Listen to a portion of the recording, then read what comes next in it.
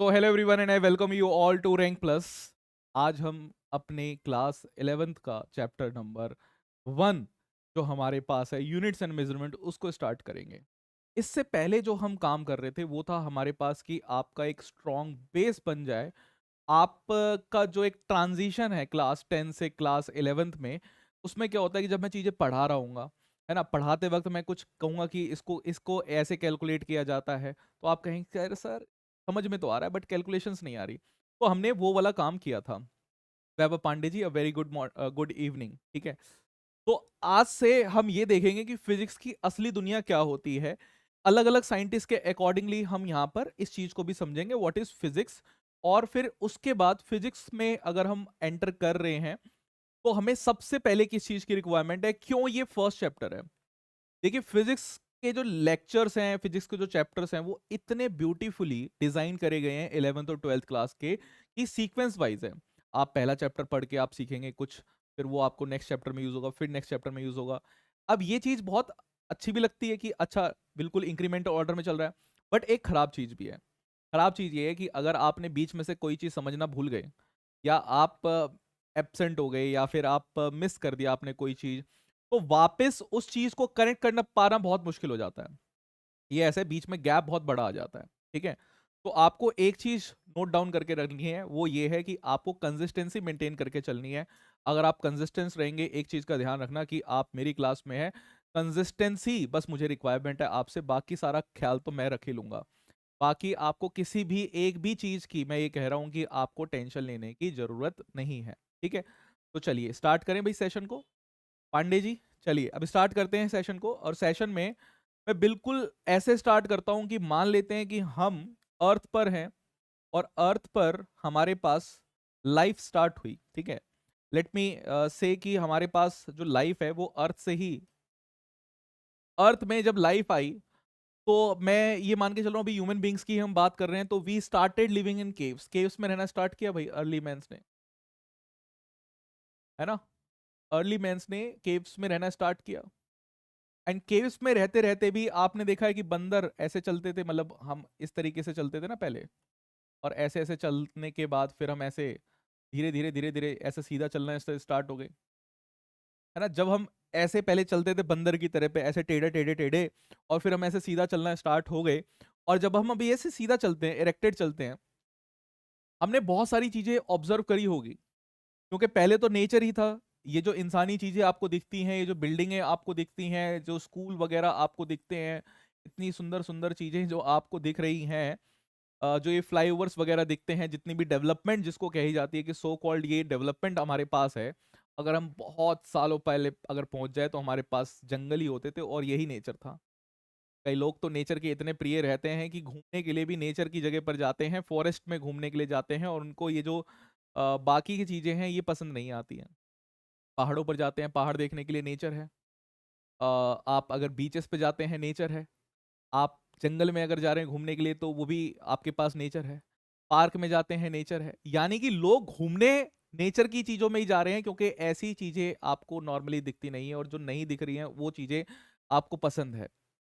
तो अब हम यहाँ पे बात करें कि अगर हमारे पास एक अर्ली मैन है और अर्ली मैन निकलता है बाहर, तो उसको बहुत सारी चीजें दिखेंगी।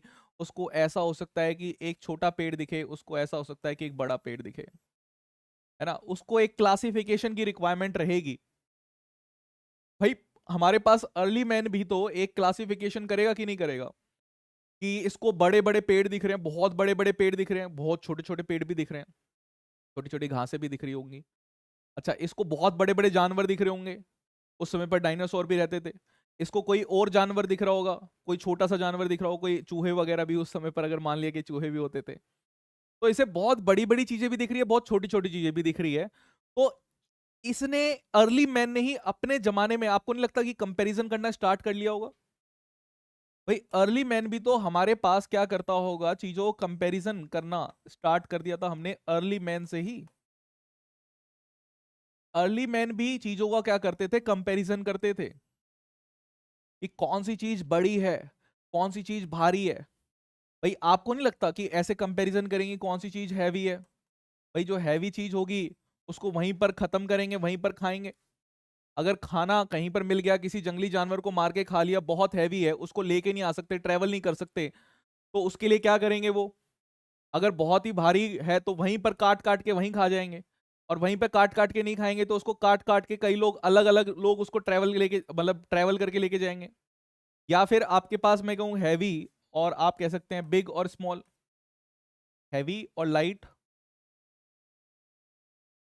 अब ये वर्ड्स तो नए वर्ड्स है ना, आप कहेंगे सर हैवी वर्ड कैसे पता होगा, अंग्रेजी आती थी क्या अर्ली मैन को? भाई मतलब एक डिस्टिंग्विशिंग ऐसे तो कर पाता होगा ना कि ये बहुत बड़ी चीज है, बहुत लाइट चीज है हमारे पास, ठीक है। और हमारे पास बिग और स्मॉल, या फिर बीच में भी कोई क्लासिफिकेशन उसकी रही होगी तो करता होगा, एटसेट्रा। मतलब मैं कह रहा हूं कि हमारे पास अर्ली मैन के टाइम से ही कंपैरिजन जो था वो स्टार्ट हो गया था। बट ऐसा कंपैरिजन नहीं था कि बड़ी है तो कितनी बड़ी है, अगर ये जानवर बड़ा है तो कितना बड़ा है, कितने सेंटीमीटर, कितने मीटर, कितने किलोमीटर बड़ा है। आज तो हमने इतनी बेहतरीन तरीके से मेजरमेंट कर रखी है कि आपको पता है सबसे तेज कौन होता है? चीता होता है। चीता से तेज कुछ नहीं होता, चीता भी पीता है, ये पता है ना आपको? तो आप अब इस जमाने में है जब आपको हर एक जानवर की स्पीड पता है कि यार ये जानवर अगर है तो इसकी नॉर्मली स्पीड इतनी होती है मैक्सिमम, ठीक है। तो अभी तो हमने हर चीज को मेजरमेंट कर रखा है, कंपैरिजन कर रखा है। पुराने जमाने में भी लोग क्या करते थे? कंपेयर, ऐसे इसी तरीके से कंपैरिजन करते थे। और कंपैरिजन के लिए अर्ली मैन के टाइम से ही कंपैरिजन स्टार्ट हो गया था। और धीरे धीरे धीरे धीरे हमारे पास जो है वो सिस्टम स्टार्ट हुए, सिविलाइजेशन स्टार्ट हुई। मतलब ये तो कंपैरिजन यहां से स्टार्ट हो गया, और धीरे धीरे सिविलाइजेशन स्टार्ट हुई। सिविलाइजेशन का मतलब हमारे पास होता है कि जब हमने एक साथ रहना स्टार्ट कर दिया, जैसे हम आजकल रहते हैं, तो सिविलाइजेशन हमारे पास क्या हुई? स्टार्ट हुई। सिविलाइजेशन स्टार्ट होने की वजह से हमारे पास ट्रेड स्टार्ट हुआ। अब ट्रेड स्टार्ट होता है तो ट्रेड स्टार्ट होने के लिए हमें एक्सचेंज मीडियम की रिक्वायरमेंट रही। भाई कोई सामान अगर बिकता है तो हमें क्या चीज रिक्वायरमेंट रहती है? कि कौन सा मीडियम हम यूज करेंगे। जैसे अभी के लिए आप जैसे मेरे से क्लास ले रहे हैं, तो मेरे टाइम का आपने ऐसे कहा, "अरे मास्टर, हमें ये चीज जाननी है, आप इतने पैसे लीजिए और हमें बताइए क्या चीज ये होती है।" मैंने भी कहा अच्छा ठीक है, मुझे आपको बतानी है तो मैं पढ़ूंगा, पहले उसको पढ़ के और उसको बेहतरीन तरीके से आपको बताऊंगा ताकि आपको वो चीज़ समझ में आ जाए। मेरा काम सिर्फ ये है कि मैंने आपको पढ़ा दिया, आपका काम है कि आप उसको यूज करके एंट्रेंस एग्जाम क्लियर करके आप इंजीनियर बन जाए, कुछ और भी आगे चले जाए, तो आप आगे फर्दर जा सकते हैं। मैं तो यहीं पढ़ा रहा हूँ, तो मैंने अपना काम डिसाइड कर लिया कि मैं तो आपको पढ़ाऊंगा, और आपने मेरे टाइम के लिए आपने क्या किया? पैसा दे दिया। तो ये क्या होता है? ये एक्सचेंज होता है। तो ऐसे ट्रेड हमारे पास स्टार्ट हुए, ट्रेड स्टार्ट हुए, तो ट्रेड स्टार्ट होने की वजह से हमारे पास मेजरमेंट भी स्टार्ट हुई कि आपने, मतलब अगर चीनी खरीदनी है, चावल खरीदने, तो उसके लिए अब तो हम पैसा दे देते हैं। पहले क्या होता था? पहले लोग काम कर लेते थे, ऐसे कहते थे कि अरे आप चीनी दे दो, मैं आपके घर में ना इतना ये काम कर दूंगा, आज एक दिन के लिए काम कर दूंगा, 2 दिन के लिए काम कर दूंगा, या आप मुझे ये चीज दे दो, मैं आपको ये वाली चीज दे दूंगा। तो बार्टर सिस्टम उसको कहते थे। स्टार्टिंग में देर वॉज बार्टर सिस्टम, ठीक है। बार्टर सिस्टम होता है कि आपने कोई चीज दी और उसके बदले दूसरी चीज किसी ने दे दी। आजकल बार्टर सिस्टम नहीं होता है, आजकल क्या होता है? करेंसी होती है कि आपने पैसे दे दिए। और पैसा क्या होता है? पैसा तो एक हाइपोथेटिकल चीज है, असली में जानवर के लिए तो पैसा कुछ है ही नहीं। भाई पैसा तो आपने मान रखा है कि उसकी वैल्यू 100 रुपए है, या उसकी वैल्यू 500 रुपए है, उसकी वैल्यू 1000 रुपए है, 2000 है, जो भी मतलब आपके ने उसको आपने मान रखा है, इमेजिन कर रखा है ना। वो उसको बैंक के पास जाएंगे, बैंक वाला भी कहेगा हाँ भाई 2000 का है, हाँ भाई 500 का है। वही चीज हमारे पास यहाँ पे चल रही है। तो सिविलाइजेशन हमारे पास स्टार्ट हुई, जिसकी वजह से ट्रेड स्टार्ट हुआ, और स्लोली स्लोली ये ट्रेड हमारे पास वर्ल्ड ट्रेड में चेंज हो गया। ट्रेड स्टार्ट हुआ, ट्रेड स्टार्ट धीरे धीरे होते होते हमारे पास वर्ल्ड ट्रेड में चला गया। अब वर्ल्ड ट्रेड जब हमारे पास हुआ तो हमें स्टैंडर्ड्स की रिक्वायरमेंट रही, स्टैंडर्ड मेजरमेंट की रिक्वायरमेंट हमारे पास आई कि एक स्टैंडर्ड मेजरमेंट होनी चाहिए। बिकॉज कितने सामान के लिए कितना आप चीजें दे रहे हैं, उसका एक स्टैंडर्ड हमारे पास होना चाहिए। तो एक फ्रेंच रेवोल्यूशन हमारे पास होता है भाई, वर्ल्ड ट्रेड हमारे पास स्टार्ट हुआ। आपके इसके बीच में हमारे पास इंडस्ट्रियल रेवोल्यूशन हमारे पास जो है वो भी स्टार्ट हुआ, ठीक है। इंडस्ट्रियल रेवोल्यूशन आपके पास आया, फ्रेंच रेवोल्यूशन हमारे पास आया, तो ऐसे विद्रोह हो गए, एकदम से चीजें जो हुई चेंज हो गए, वक्त बदल गया, जज्बात बदल गए, सब कुछ बदल गया। सिस्टम हमारे पास बनाया नेपोलियन बोनापार्टे ने, ग्रेट नेपोलियन बोनापार्टे। उसने क्या करा? उसने कहा कि स्टैंडर्ड चीजें होनी चाहिए आपके पास। स्टैंडर्ड चीजें आप समझते हैं, जैसे कि आपके मोबाइल का चार्जर होता है, बिल्कुल बेसिक सा लेके चलता हूँ।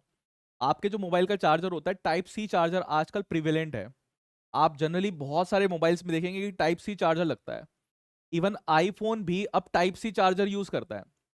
पहले आईफोन वाले से ऊपर रहते थे, बोलते थे अरे हमारे पास तो आईफोन है, आईफोन वाला चार्जर लगेगा। दूसरे जो वैसे छोटे मोटे फोन रहते थे उसमें दूसरा चार्जर लगता था। बट अब यूनिवर्सली एक्सेप्ट हो गया कि आप क्या है, टाइप सी चार्जर को यूज कर लीजिए। स्टैंडर्डाइजेशन का फायदा ये होता है कि हमारे पास वो चीज बहुत जगह अवेलेबल रहती है। कितने बच्चे ये बात समझ पा रहे हैं? स्टैंडर्ड चीज का बात समझ रहे हैं कि आपके पास वो चीजें बहुत जगह क्या रहती है, हमारे पास अवेलेबल रहती है। सिर्फ पांडे जी ही हैं क्या आज क्लास में, बाकी और कहाँ हैं? पांडे जी, ये समझ में आई बात? क्लियर है? अब तक की कहानी, बेसिकली कहानी बता रहा हूं मैं तो, ये कि हमारे पास चीजें कैसे स्टार्ट हुई। ठीक। तो हमारे पास, हमें यहीं से इसके बाद से स्टैंडर्ड मेजरमेंट की रिक्वायरमेंट हमारे पास रही, और फिर हमने स्टार्ट किया कि कैसे हम चीजों को मेजर कर सकते हैं। ठीक है। तो मेजर्ड क्वांटिटी, अगर मैं बात करूं कि कोई भी हम क्वांटिटी को मेजर करते हैं, तो अगर मैं किसी भी क्वांटिटी को मेजर कर रहा हूं, कोई भी क्वांटिटी मेरे पास है और उस क्वांटिटी को हम मेजर कर रहे हैं, तो हम उसको ऐसे लिखते हैं, एक नंबर लिखते हैं, नंबर, और इनटू एक स्टैंडर्ड यूनिट जो हमारे पास होती है उसके साथ हम मल्टीप्लाई कर देते हैं। भाई किसी भी क्वांटिटी को हम, मेजर्ड क्वांटिटी को इस तरीके से रिप्रेजेंट करते हैं कि नंबर इनटू वो स्टैंडर्ड क्वांटिटी। ठीक है। जैसे अगर मैं आपको बोलूं कि आपका वेट, अगर मैं आपको बोलूं कि आपका वेट कितना है, वेट, अपना वेट बता दो भाई। मैं मान के चलता हूं कि आपका वेट अराउंड 45 kg के अराउंड होगा। तो अगर 45 kg मैंने यहाँ पे लिखा है, इसका मतलब क्या है कि नंबर हमारे पास क्या हुआ, ये तो नंबर हुआ भाई, 45 के आपके पास नंबर है। और आपने जो 1 kg यहाँ पे रखा है ये यूनिट है। इसका मतलब 1 kg कुछ ना कुछ तो होता होगा, कुछ ना कुछ 1 kg होता है। उसको 45 टाइम्स अगर आप यूज करेंगे तो आपका वेट हो रहा है बराबर। तो 1 kg हमारे पास क्या, एक स्टैंडर्ड यूनिट है। अब ये 1 kg को कैसे मेजर किया जाता है, कैसे करते हैं, इसके भी अलग अलग तरीके हैं। पुरानी एनसीईआरटी में चीजें दी हुई थी, नई एनसीईआरटी से तो वो भी चीजें हटा दी गई है। और आपके जेई एग्जाम के लिए, नीट एग्जाम के लिए अगर मैं बात करूं तो वो चीज की आपको रिक्वायरमेंट भी नहीं है। ठीक है। और आप ये मान के चलिए कि आपको एंट्रेंस एग्जाम निकालना है। कई बार क्या होता है कि हमारे दिल की इच्छा ऐसी रहती है कि हम बहुत ज्ञानी बनने की कोशिश करते हैं कि इसका क्या है, इसका क्या है, और बन जाइए, कोई दिक्कत नहीं है, बट आपका टाइम कहीं ना कहीं जाएगा। मतलब मैं इसको कहता हूँ कि आपका फोकस एक तरफ जा रहा है तो दूसरी तरफ से फोकस आपका हट जाएगा, वो आपको बाद में पता लगता है। जैसे कि अगर मैं आपको बोलूं कि आप अपने कमरे में, जो भी जिस भी कमरे में आप बैठे हैं, आप सिर्फ लाल ऑब्जेक्ट को देखिए कि कितनी जगह पर लाल लाल कलर आपने यूज कर रखा है अपने कमरे में। तो आप देखेंगे जब आप लाल लाल कलर को देख रहे हैं, तो हो सकता है कि आपसे अगर मैं पूछ लूं व्हाइट कलर बताइए, व्हाइट कलर कितनी जगह यूज हुआ है, तो आप व्हाइट कलर को नहीं बता पाएंगे, क्योंकि आपका ध्यान व्हाइट कलर पे था, आपका ध्यान रेड कलर पे था, इसलिए व्हाइट कलर नहीं बता पाए। तो ऐसे ही आपका ध्यान अगर एग्जाम क्लियर करने पे रहेगा, जिसके लिए जितनी चीजें पढ़नी है वो चीजें रिक्वायरमेंट रहेगी, वो काम करेंगे, तो सक्सेस होने के चांसेस बढ़ जाते हैं। अदरवाइज सक्सेसफुल होने के चांसेस क्या होते हैं, कम हो जाते हैं। ठीक है। इसी तरीके से अगर मैं कहूं कि हमारे पास एक टाइम है, अगर मैं एक टाइम का भी एग्जांपल ले लूं कि भाई टाइम आप बोलते हैं, तो टाइम को आप क्या कहते हैं? टाइम को अगर मैंने कह दिया कि ड्यूरेशन हमारे पास आ रही है 2 आवर, तो इसका मतलब भी क्या है, ये जो 2 हमारे पास क्या है, ये नंबर है। ये जो 2 हमारे पास क्या है, ये नंबर है। और ये जो आर हमारे पास है, ये क्या है, हमारे पास यूनिट है। अच्छा, आप जानते हैं पुराने जमाने में किस तरीके से टाइम मेजर होता था? पुराने जमाने में चाइनीज लोग जो होते थे हमारे पास, वो मेजर करते थे इस तरीके से। हमारे पास कैंडल्स, इंसेंस स्टिक, एक अगरबत्ती रखते थे, और अगरबत्ती जो होती थी उनकी ना, अगरबत्ती ऐसी रहती थी कि उसको जला देते थे और उसको देखते थे कि अच्छा ये एक अगरबत्ती चली गई है, यानी कि इतना टाइम हमारे पास चला गया है। 2 अगरबत्ती चली गई थी और 2 अगरबत्ती का हो गया। मतलब आप सोचिए कि अगर आपकी क्लास चल रही है और मैं कहूं कि भाई ये अगरबत्ती जब तक चलेगी तब तक आपकी क्लास चलेगी, ऐसा काम था वहां पे। ठीक है। उस चीज से टाइम को मेजर करते थे। फिर आपको पता है कि उस जमाने में ऐसा, मतलब ये तो मैंने बोला कि इंसेंस स्टिक कहते हैं इसको, इंसेंस स्टिक, इंसेंस स्टिक का यूज करते थे टाइम मेजर करने के लिए। अच्छा, ऐसा भी आपने देखा होगा ये इस तरीके का, आर ग्लास भी देखा होगा। आर ग्लास कहते थे, इसके अंदर हम ऐसे वो भर देते थे, रेत भर देते हैं, और ये रेत हमारे पास क्या है, नीचे गिरता है रेत हमारे पास यहाँ से, और ये हमारे पास नीचे गिरता है, तो ये इस तरीके से हमारे पास नीचे नीचे गिर के इसको भर देता है। ठीक है, तो ये आर ग्लास को भी हम यूज करते थे टाइम के लिए। तो पहले तो बहुत सारे अलग अलग तरीके होते थे, बट स्टैंडर्ड नहीं था। स्टैंडर्ड का मतलब क्या होता है? स्टैंडर्ड का मतलब होता है कि आपके पास एक ही तरीका है, इसी को यूज करेंगे, और सब लोगों ने मान लिया कि हाँ इसी को यूज करेंगे। तो अगर 2 घंटे होते हैं तो 2 घंटे आप चाइना में चले जाइए तब भी 2 घंटे उतनी ही ड्यूरेशन होगी, जब आप नेपाल में जाएंगे तब भी उतनी होगी, अगर आप इंडिया में है तब भी उतनी है, फ्रांस यूके वगैरह कहीं भी चले जाइए 2 घंटे मतलब 2 घंटे हैं। पर पहले नहीं होता था ऐसा। क्या ये बात क्लियरिटी आ रही है? तो स्टैंडर्ड की बहुत ज्यादा रिक्वायरमेंट थी, क्योंकि वर्ल्ड ट्रेड हो रहा है ना। वर्ल्ड ट्रेड मतलब आप अलग अलग जगह पर जाएंगे। अब जैसे मैं मान के चलूं कि आप डॉक्टर इंजीनियर बन गए हैं, और आप कहें हम तो है ना भाई अपने गांव में इलाज करेंगे, हम तो अपने गांव में ही ब्रिज बनाएंगे क्योंकि हमारे गांव वाले ही समझते हैं हमें। अबे यूएस यूके बाहर के लोगों को भी तो रिक्वायरमेंट है डॉक्टर इंजीनियर्स की। वहां जब आप जाएंगे तो क्या होगा, वहां की चीजें भी तो समझनी है आपको। तो एक स्टैंडर्ड मतलब अपनी ब्रॉड एस्पेक्ट ऐसे रखिए कि आप हर चीज को समझ पाए। ठीक है, तो हमें रिक्वायरमेंट किसकी रही? मेजरमेंट की रिक्वायरमेंट रही। मेजरमेंट की जब रिक्वायरमेंट करते हैं तो हमें इस तरीके से क्या करते हैं, मेजरमेंट करते हैं। ठीक है, अब कोई ये बोले कि नीड फॉर मेजरमेंट है क्यों? भाई सही है सर, मेजरमेंट तो कर रहे हैं, हर लोग कंपैरिजन कर रहे हैं, तो मेजरमेंट का मतलब क्या है एक्चुअली? मेजरमेंट का मतलब हमारे पास क्या है? अगर कोई बोले कि आप चीजों को मेजर कर रहे हैं, तो मेजरमेंट का मतलब एक्चुअली ये होता है कि हम कंपेयर कर रहे हैं। मेजरमेंट का सिंपली मतलब ये होता है कि we are comparing it with standard quantity.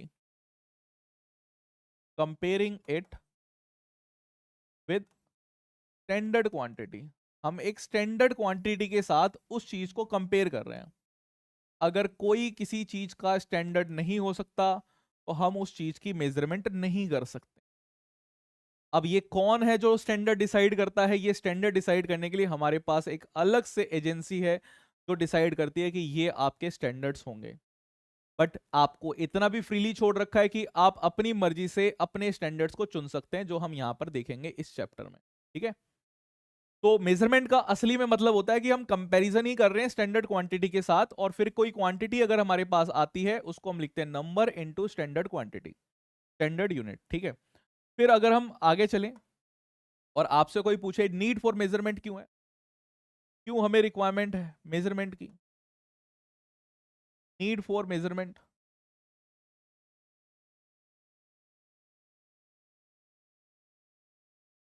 तो बताइए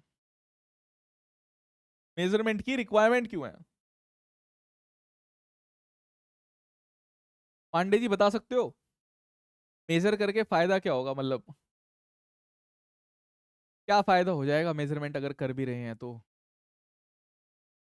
बताइए। मेजरमेंट करके क्या फायदा हो जाएगा? आप अगर पढ़ाई कर रहे हैं उसकी भी तो मेजरमेंट होती है कि कितने टेस्ट कर लिए, कितनी बुक कर ली, कितने क्वेश्चंस कर लिए। मैं तो कहता ही हूँ बच्चों को कि अपनी एक स्टैंडर्ड बुक बना के रखो कि यार ये बुक कंप्लीट करनी है। एनसीईआरटी और एक एससी वर्मा फिजिक्स में अगर मैं कहूँ तो अपनी दो ये बुक कंप्लीट कर लो, आपका कोई भी एग्जाम निकल जाएगा, जेई मेंस हो, जेई एडवांस हो, या नीट एग्जाम हो। दो बुक कंप्लीट कर लो बस, और प्रीवियस ईयर। ठीक है, क्या बोल रहा है यहाँ से?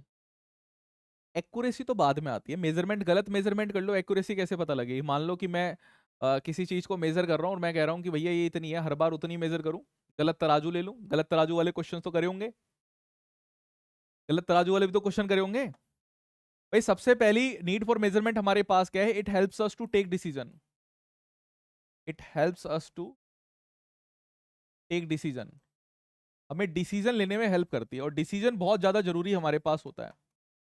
अगर मैं आपको बोलूं कि आपने ये देखा कि आपके घर से आप ये मान के चलिए कि आपका स्कूल या आपका कोचिंग, आपका टेस्ट सेंटर बहुत दूर है, 6 किलोमीटर दूर है। तो 6 किलोमीटर दूर अगर आपको पता है कि 6 किलोमीटर दूर है, तो 6 किलोमीटर आप पैदल चलने की तो नहीं सोचेंगे।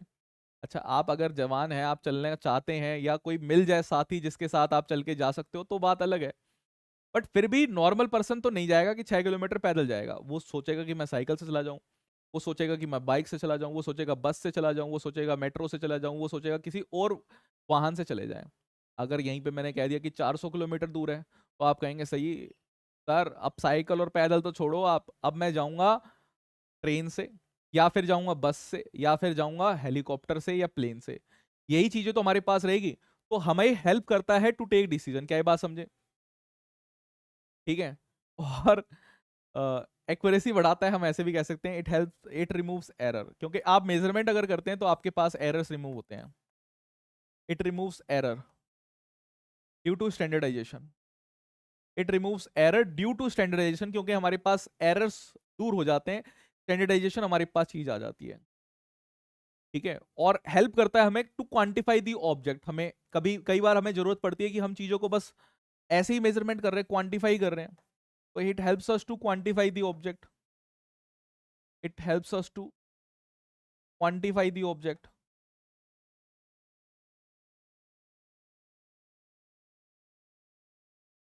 जैसे कई लोग हैं ना, मतलब जैसे वैसे भी यार एंट्रेंस एग्जाम की तैयारी जो होती है वो 2 साल की तैयारी होती है, और फिजिक्स बहुत रूड होती है। जैसे कि वर्क हम पढ़ेंगे अभी, तो वर्क का मतलब होता है कि फोर्स आपने लगाई, डिस्प्लेसमेंट हुई, तो ये आप कहेंगे वर्क हुआ।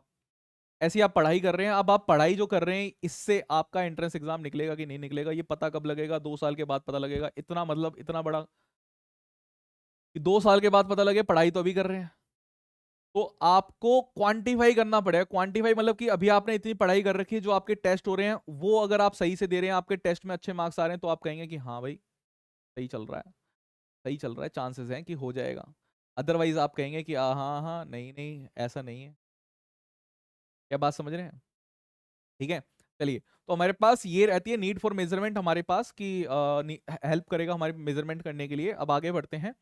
आगे बात करते हैं कि अगर हम क्वांटिटीज की बात करें, तो हमारे पास क्वांटिटी कितनी तरीके की होती है? क्वांटिटी होती है कि जब साइंटिस्ट किसी चीज को देख रहा है तो फिर क्वांटिटीज की डिसाइड करता है। तो क्वांटिटी हमारे पास दो तरीके की होती है। एक क्वांटिटी हमारे पास होती है फिजिकल क्वांटिटी, एक क्वांटिटी हमारे पास होती है फिजिकल क्वांटिटी, और एक क्वांटिटी हमारे पास होती है non physical quantity. Physical quantity और एक क्वांटिटी आपके पास होती है नॉन फिजिकल क्वांटिटी। अच्छा, नॉन फिजिकल क्वांटिटी वैसे हमें फिजिक्स में पढ़नी नहीं है, बट ये आपको पता होना चाहिए, क्योंकि असर्शन रीजनिंग में कई बार क्वेश्चन आ जाते हैं। नॉन फिजिकल क्वांटिटी ऐसी क्वांटिटी होती है विच कांट बी मेजर्ड। इसको मेजर नहीं कर सकते। क्यों नहीं मेजर कर सकते भाई? Because it can't be it can not be compared. इसको कंपेयर नहीं कर सकते। अब ऐसी कौन सी चीज है जिसको कंपेयर नहीं कर सकते भाई? It can not be compared with standard, with standard quantity, क्योंकि हमारे पास इसके कोई स्टैंडर्ड नहीं है। अगर स्टैंडर्ड होते तो अलग ही बात होती। भाई अगर कोई बोले कि आपके पापा आपसे कितना प्यार करते हैं, आपकी मम्मी आपसे कितना प्यार करती है, अगर उसका कोई स्टैंडर्ड होता, तो आप कहते मम्मी आप सिर्फ मेरे से ना 80% प्यार करती हो, दूसरे की मम्मी देखो 90% प्यार करती है।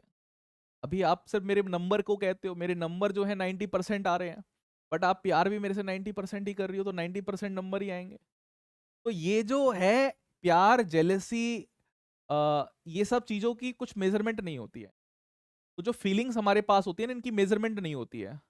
तो जिस भी चीज की आपके पास मेजरमेंट नहीं हो, उस चीज को आप नॉन फिजिकल क्वांटिटी में बात करेंगे। भाई अब मान लीजिए सलमान खान ऐसे ऐसे करके डांस कर देता है वो दबंग में।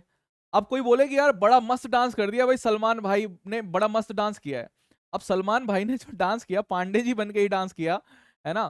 तो हमारे पास जो सलमान खान ने डांस किया, कोई उसे कहेगा भाई बहुत बढ़िया डांस, ऐसे सीटी मार देगा। कोई कहेगा ए क्या डांस किया, कुछ भी डांस नहीं किया।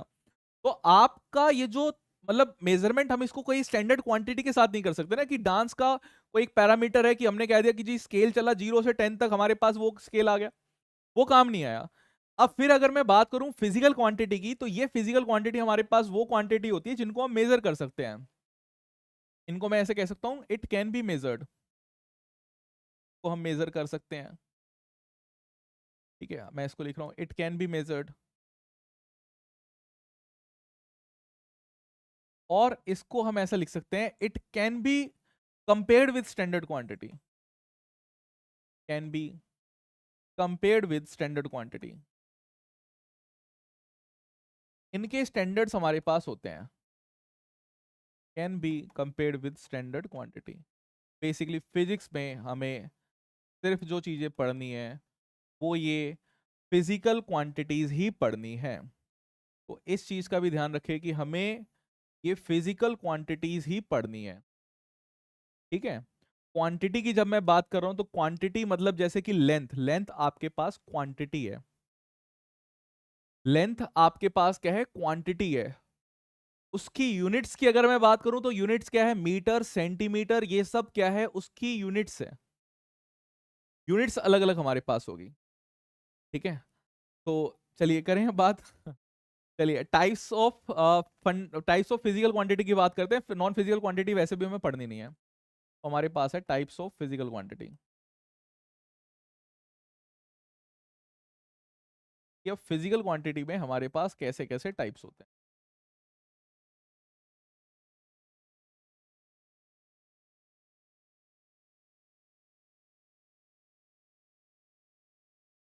देखिए साइंटिस्ट ने ना अलग अलग चीजों को मेजरमेंट करने का स्टार्ट किया। जैसे अर्ली मैन के जमाने से ही हमने देखा कि मेजरमेंट की रिक्वायरमेंट थी, तो जिसको भी जो चीज दिखती थी सब साइंटिस्ट अपना अपना नाम लिख देते थे। आपने देखा जैसे फोर्स की बात अगर हम करें तो फोर्स में न्यूटन ने कहा कि भैया मेरा नाम रख दो, फोर्स है। ऐसा देखा ना आपने। हमारे पास आगे हम जाएंगे, हमारे पास चार्ज होता है तो चार्ज में कूलम ने कहा भाई मेरा नाम रख दो, कूलम है। ये तो ऐसे हो गया कि आपके घर में आपकी मम्मी या फिर कोई भी आपकी मेड है, वो रोटी बना रही है और वो कहे भाई रोटी मेरी है ना, वो आपको बोले ए रोटी मेरी, my roti one, my roti two, my roti three, इस तरीके से। पर ये साइंटिस्ट को पसंद नहीं आता। साइंटिस्ट वांट्स की चीजें जनरलाइज हो, चीजें सिंपल हो, चीजें यूनिफाई हो, में कम चीजों में ज्यादा मजा आए। और मेरा पढ़ाने का तरीका भी वही है, मैं कहता हूं कि लिमिटेड पढ़ाएंगे बट आपको अनलिमिटेड क्वेश्चंस आप सॉल्व कर पाएंगे, क्योंकि आपका सोचने का तरीका वैसा होना चाहिए जैसा मैं बता रहा हूं, ठीक है। तो आपके पास सबसे पहले जो चीज हमें रिक्वायरमेंट है, अगर हम बोलें टाइप्स ऑफ फिजिकल क्वांटिटी में, तो हमारे पास एक क्वांटिटी आती है जिसको बोलते हैं फंडामेंटल फिजिकल क्वांटिटी। हमारे पास एक क्वांटिटी होती है जिसको बोलते हैं fundamental physical quantity. Fundamental physical quantity. तो ये फंडामेंटल फिजिकल क्वांटिटी ऐसी क्वांटिटी होती है जिसमें हम ये कह सकते हैं कि इसकी एग्जिस्टेंस जो है वो इंडिपेंडेंट हो। समझ रहे हैं। हम ये कह सकते हैं कि इसकी जो एग्जिस्टेंस है ये इंडिपेंडेंट हो, इसकी एग्जिस्टेंस इंडिपेंडेंट हो। या फिर मैं इसी को दूसरे तरीके से कह सकता हूं कि इट डू नॉट डिपेंड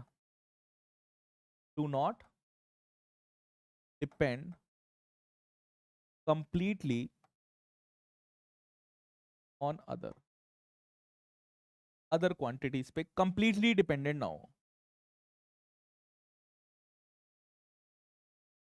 भाई डिपेंडेंट क्या होता है, जैसे कि अगर मैं आपसे बात करूं कि आप अपने खाने के लिए आपकी मम्मी खाना बनाएगी, आप अपने खाने के लिए अपनी मम्मी के ऊपर डिपेंडेंट हो गए, ठीक है।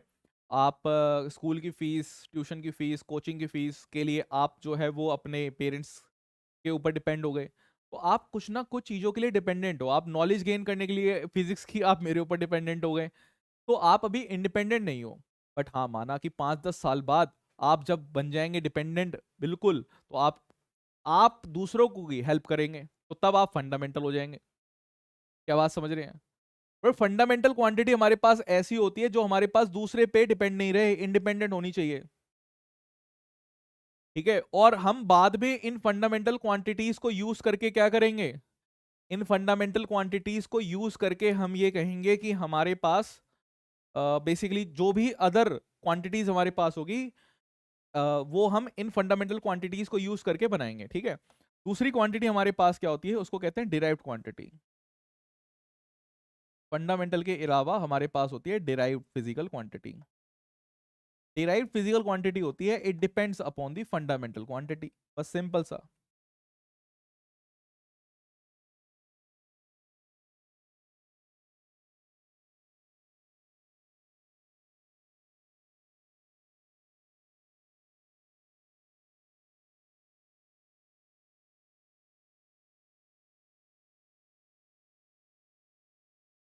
डिराइव्ड फिजिकल क्वांटिटी की बात करें तो हमारे पास ये क्वांटिटी होती है, it depends upon fundamental quantity.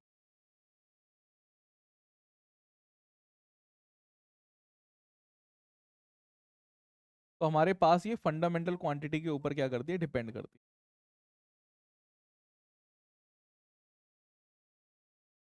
ठीक है, तो ये डिराइव फिजिकल क्वांटिटी है जो डिपेंड करेगी हमारे पास फंडामेंटल क्वांटिटी के ऊपर। तो क्वांटिटी आपके पास ऊपर दे रखी है। क्वांटिटी हमारे पास दो तरीके की, फिजिकल और नॉन फिजिकल। फिजिकल को आप मेजर कर सकते हैं, नॉन फिजिकल को आप मेजर नहीं कर सकते। जैसे फीलिंग हुई है ना, इसका एग्जाम्पल मैं ऐसे लिख देता हूँ। एग्जाम्पल आपके पास फीलिंग, फीलिंग होती है, जैसे लव, हेट। तो कितना लव करते हैं, कितना प्यार करते हैं, कितनी नफरत करते हैं, ये सब चीजें आप बिल्कुल नहीं बता सकते हैं। ठीक है, कुछ भी नहीं बता सकते हैं। क्या बात समझे? अरे बताइए जल्दी, ये बात समझ गए हैं? चलिए अभी आगे एक क्वेश्चन करते हैं पहले, फिर देखते हैं। आपके पास यहाँ पे एक क्वेश्चन है, which of the following sets can not enter into the list of fundamental quantity. तो हमारे पास बोला है कि कौन सा, ये जो यूनिट्स आपको दे रखी है इसमें से हमारे पास फंडामेंटल क्वांटिटी नहीं हो सकती, यही आपको बताना है। क्वेश्चन को ध्यान से देखेंगे, क्वेश्चन आपको दिख रहा है, ध्यान से देखेंगे, पढ़ेंगे। फंडामेंटल क्वांटिटी का एक ही रूल है। अब अपने दिमाग में जो मैं चीजें पढ़ा रहा हूं, देखिए सबसे इंपॉर्टेंट चीज होती है क्लैरिटी। चीजों को मैंने देखा है कि जो बच्चे क्लियर करते हैं एंट्रेंस एग्जाम, उनके दिमाग में क्लैरिटी ये होती है कि उनको चीजें ना पॉइंट वाइज याद रहती है। उनको पता है कि उनको, मैंने बोला जैसे फंडामेंटल क्वांटिटी, मैं पॉइंट वाइज पढ़ाता हूँ। मेरे पढ़ाने का तरीका वही है जो सिलेक्शन करवा दे।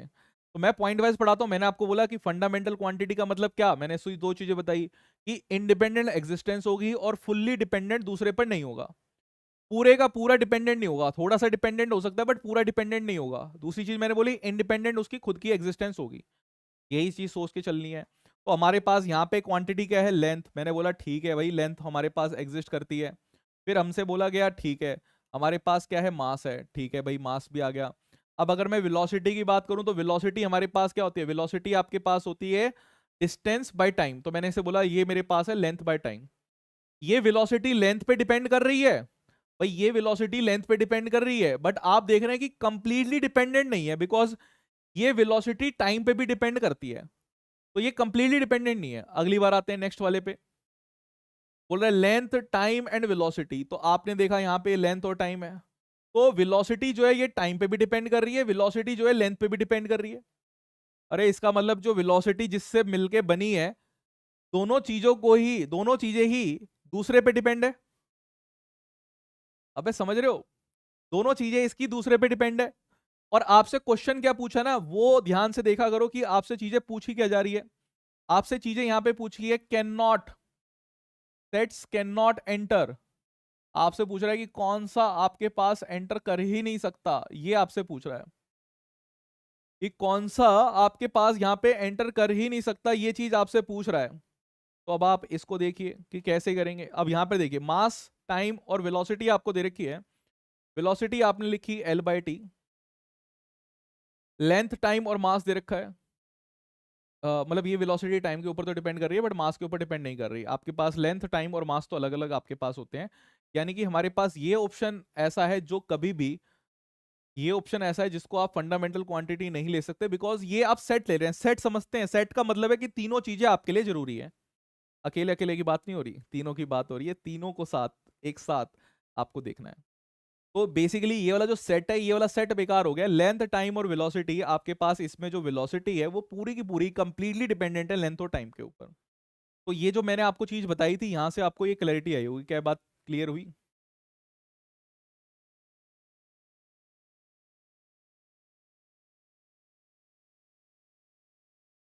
अरे क्लियर आया, समझ में आई पांडे जी? ठीक है, चलिए आगे बढ़ते हैं। अब आगे की अगर मैं बात करूं तो आगे आपको अब स्टैंडर्ड यूनिट किसको माने, क्योंकि आपको मेजरमेंट करने के लिए एक यूनिट की रिक्वायरमेंट है। आप जानते हैं कंपैरिजन करना है, तो स्टैंडर्ड किसको लें? स्टैंडर्ड यूनिट के कैरेक्टरिस्टिक्स क्या होने चाहिए? स्टैंडर्ड यूनिट जिसको हम ले रहे हैं, तो उसकी करेक्टरिस्टिक्स कैसी होनी चाहिए कि हम उसको कह दें कि यार आप ही हैं स्टैंडर्ड। तो स्टैंडर्ड यूनिट के लिए सबसे पहली चीज की रिक्वायरमेंट है अवेलेबिलिटी। अवेलेबिलिटी, भैया अवेलेबल तो हो। अब अवेलेबिलिटी से ऐसा समझिए कि कई सारे दोस्त होते हैं और कई बार लड़ाई हो जाए, आप ऐसा कहें यार, अपने उस दोस्त को फोन घुमाएं और कहें यार भाई लड़ाई हो गई है, और वो अवेलेबल ही नहीं है, उसका फोन ही नहीं लग रहा, आपकी एक तो लड़ाई में कुटाई होगी, दूसरा जो आप उसके लिए चौड़ा हो रहे थे कि यार हमारा दोस्त है वो मारेगा आपको आगे, और पिटाई होगी क्योंकि आपने ज्यादा बोल दिया। तो ऐसी मेजरमेंट अगर आप करना चाह रहे हैं, मेजरमेंट करने के लिए आपके पास वो चीज अवेलेबल ही नहीं है। मान लो मुझे वेट करना है, अपनी बॉडी का वेट करना है, अब एक स्टैंडर्ड क्वांटिटी के साथ ही तो मेजर कर सकते हैं। मुझे क्या चाहिए होगा, अगर मैं एक तराजू से मेजरमेंट करूंगा तो मुझे अपने ही वेट जितना वेट कहीं और रखना पड़ेगा, फिर मैं मेजर कर सकता हूँ। या मैं एक आजकल इलेक्ट्रॉनिक्स मशीन हमारे पास आती है, उसके ऊपर आप खड़े हो जाओ तो वो देखता है कि कितना आपने उसके ऊपर प्रेशर लगा दिया, उसके अकॉर्डिंगली आपका वेट बता देता है। यही सब तो होता है। तो आपको उसकी अवेलेबिलिटी होनी चाहिए, यानी कि वो आपके पास अवेलेबल हो। ठीक है। दूसरी चीज, अवेलेबल तो है, इनवेरिएबल हो, यानी हर बार सेम, इनवेरिएबिलिटी हो, चेंज नहीं हो। ऐसा नहीं हो कि टाइम प्रेशर या फिर आपके पास वो चीज चेंज हो जाए, जैसे सर्दियों में कुछ अलग वैल्यू दे रहा है, गर्मियों में कुछ अलग वैल्यू दे रहा है, सुबह कुछ अलग वैल्यू दे रहा है, शाम को कुछ अलग वैल्यू दे रहा है, ऐसा नहीं हो। तो ये दो कैरेक्टरिस्टिक्स आपको समझ के रखनी है कि आपके पास होनी चाहिए, तभी आप इस चीज को लेके चलेंगे। क्या बात समझे? चलिए आगे आते हैं। तो ये आपके पास हुई स्टैंडर्ड यूनिट की कैरेक्टरिस्टिक्स की हमारे पास कैसी होनी चाहिए। अब ये दो कैरेक्टरिस्टिक्स हमारे पास हैं। फिर अब हम बात कर रहे थे फिजिकल क्वांटिटी की, तो फिजिकल क्वांटिटी की अगर हम बात कर रहे थे, क्वांटिटी की, कि हमारे पास फिजिकल क्वांटिटी होती है, क्वांटिटी बड़ी चीज होती है। फिजिकल क्वांटिटी, अब यहां से आपको सारी चीज समझ आएगी। क्वांटिटी में दो वर्ड यूज कर रहा हूं, क्वांटिटी और यूनिट्स। फिजिकल क्वांटिटी बड़ी चीज होती है। फिजिकल क्वांटिटी दो पार्ट्स में डिवाइडेड थी, एक आपके पास फंडामेंटल और एक आपके पास डिराइव्ड। एक आपके पास फंडामेंटल, एक आपके पास डिराइव्ड। क्वांटिटी की बात हो रही है, मैं इसके साथ साथ लिख ही देता हूँ, फंडामेंटल क्वांटिटी और डिराइव्ड क्वांटिटी।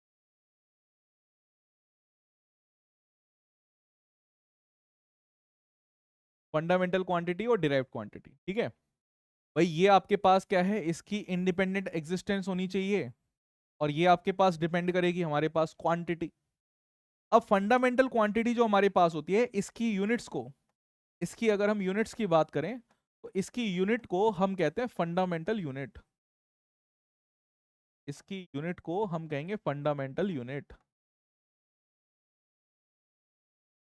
ठीक है, एक एग्जांपल समझिए। एग्जांपल अगर मैं कह रहा हूं कि हमारे पास लेंथ जो है, लेंथ हमारे पास क्वांटिटी है।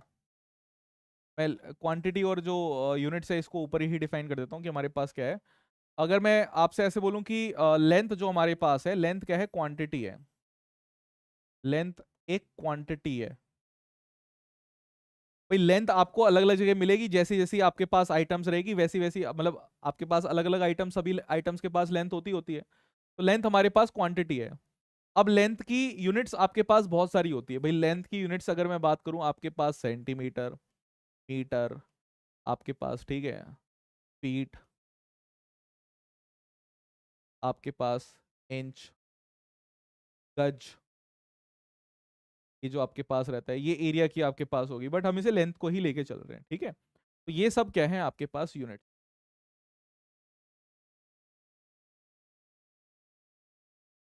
ये आपके पास क्या है, यूनिट्स है लेंथ की। गज को हटा दीजिए, गज एरिया की हमारे पास होती है, तो मैंने ये मान लिया कि आपके पास यूनिट्स है। क्या बात समझे? लेंथ और यूनिट में क्लैरिटी आई कि लेंथ क्या है और यूनिट क्या है। लेंथ एक बड़ी चीज है, यूनिट्स हमारे पास छोटी सी चीज है, ठीक है। इधर आते हैं डिराइव्ड क्वांटिटी की अगर मैं बात करूं, तो डिराइव्ड क्वांटिटी में हमारे पास जो डिराइव्ड क्वांटिटी की यूनिट्स होगी, हम इसको कहेंगे डिराइव्ड यूनिट।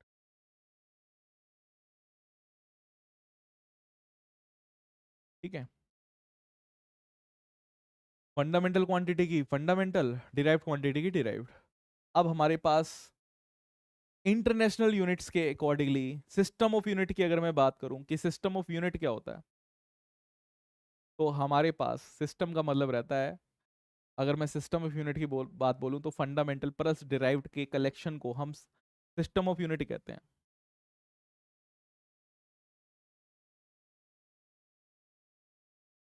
अगर मैं यहीं पे बोलूं सिस्टम, सिस्टम ऑफ यूनिट, तो सिस्टम ऑफ यूनिट आपके पास रहता है fundamental unit plus derived unit.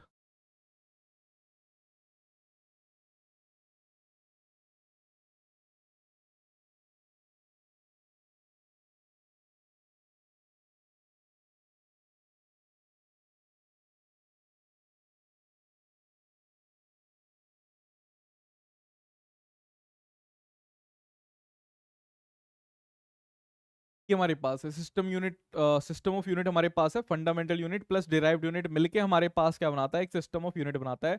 अभी हमें इसी के बारे में पढ़ना है कि हमारे पास क्या है, ठीक है। तो हमारे पास, अभी मैं बात करूं तो हमारे पास काफी सारे सिस्टम्स होते हैं, काफी सारे सिस्टम्स हमारे पास हैं, और फिर इंटरनेशनल सिस्टम्स की हम बात करेंगे कि किस चीज को हम फंडामेंटल लेके चल रहे हैं। और फिर हमारे पास सप्लीमेंट्री यूनिट्स क्या होती है। पहले सिस्टम ऑफ यूनिट समझ लेते हैं कि सिस्टम ऑफ यूनिट हमारे पास कौन कौन से हैं, ठीक है। तो चलिए एक बार समझते हैं सिस्टम ऑफ यूनिट्स को। तो पहले के जमाने में हमारे पास कुछ सिस्टम्स होते थे, सिस्टम ऑफ यूनिट्स।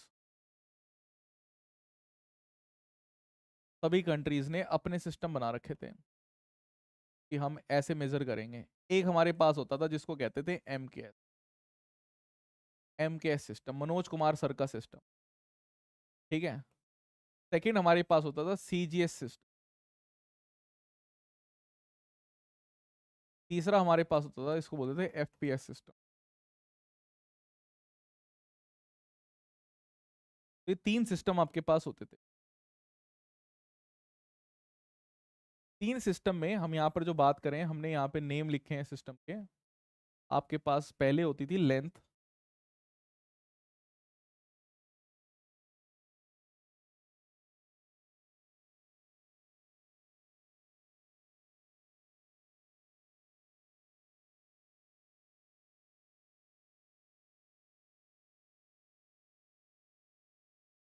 ये आपके पास नेम है।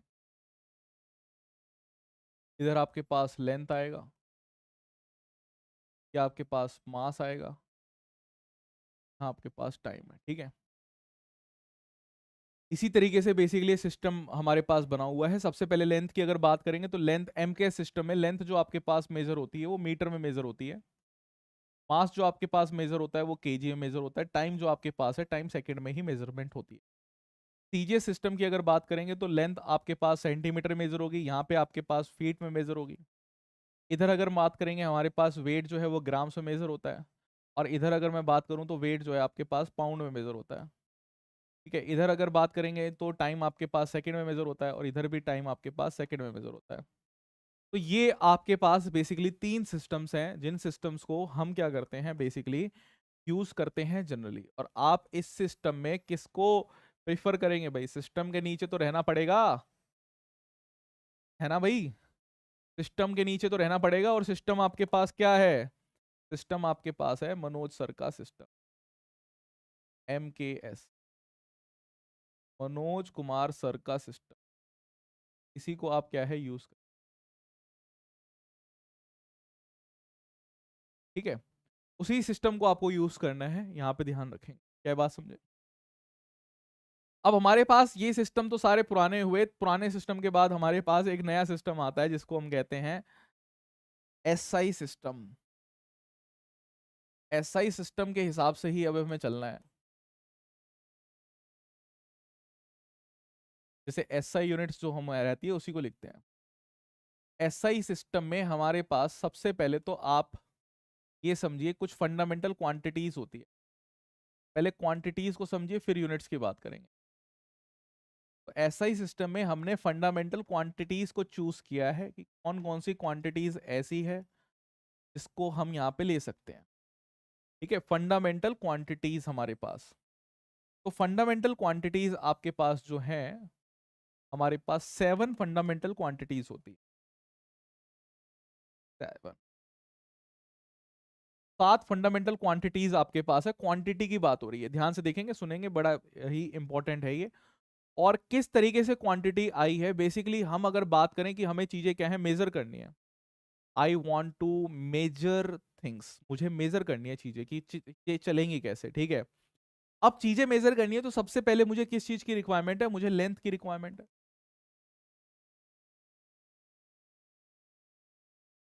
मतलब कि हमारे पास लेंथ एक्चुअली ऑब्जेक्ट की कितनी है। सेकंड मुझे रिक्वायरमेंट जो है वो मास की रिक्वायरमेंट है। थर्ड जो रिक्वायरमेंट है वो टाइम की रिक्वायरमेंट है। फोर्थ जो रिक्वायरमेंट हमारे पास है, हमारे पास वो रहेगी लुमिनस इंटेंसिटी। लुमिनस इंटेंसिटी यानी कि लाइट। फिफ्थ हमारे पास है amount of substance.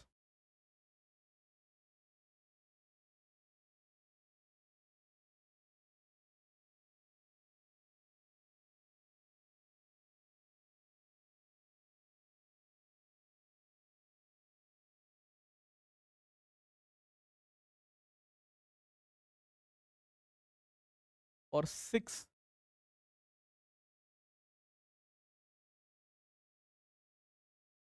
Amount of substance, sixth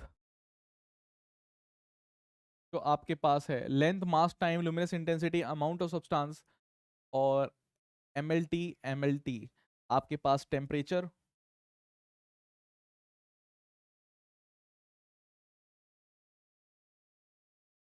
and सातवीं चीज आपके पास रहती है करंट।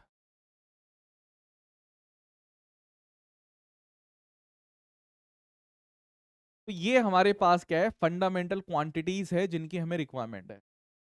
इन क्वांटिटीज को समझिए कि कैसे कैसे इन सब चीजों की रिक्वायरमेंट रही।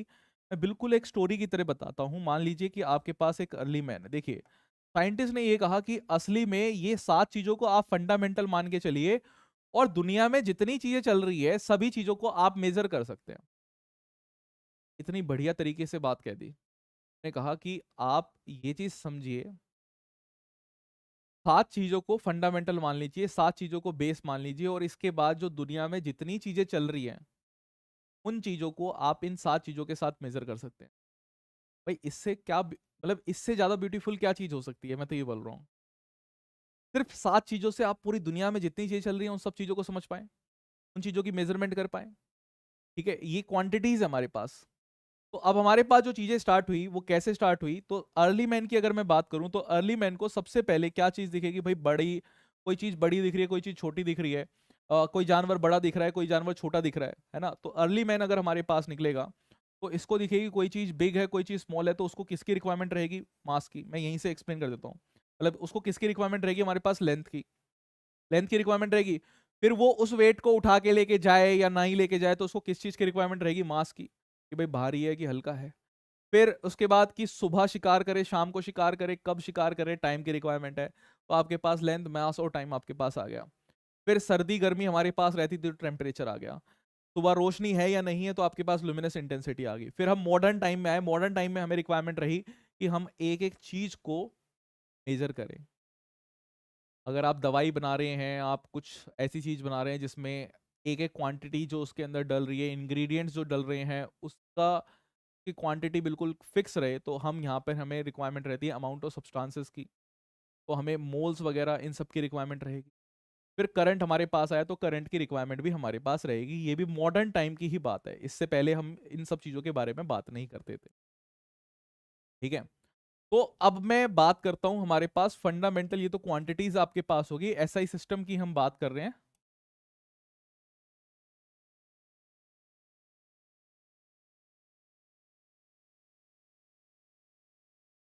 ऊपर रख देते हैं।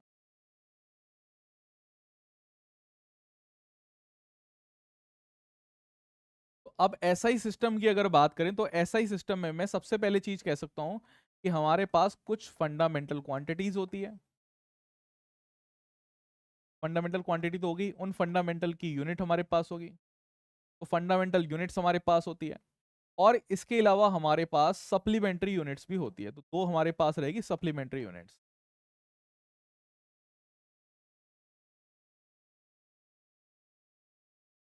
ठीक है, और ये फंडामेंटल क्वांटिटीज की यूनिट्स हमारे पास। तो देखिए मैं इसके लिए आपको बोलूंगा कि आप ऐसे याद करके रखिए, एमएलटी आपके पास है मास लेंथ टाइम, मास लेंथ टाइम। और मास लेंथ टाइम की आपके पास यूनिट क्या रहेगी, मास की यूनिट आपके पास, इसको 1 मान लीजिए अब की बार। मतलब सीक्वेंस कोई ऐसा फिक्स तो है नहीं ना हमारे पास। मास की यूनिट आप यूज करेंगे केजी, लेंथ की यूनिट यूज करेंगे आप मीटर, टाइम की यूनिट आप यूज करेंगे सेकेंड्स। ठीक है, फिर आपके पास दूसरी चीज रहती है, लेंथ मास टाइम हमारे पास हुआ, फिर दोबारा से आपके पास amount of substance, amount of substance की बात करेंगे यहाँ पे।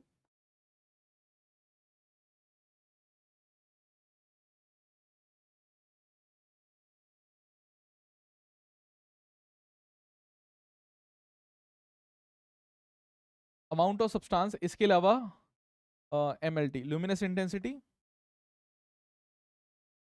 थोड़ा सा और ऊपर रख देता हूँ,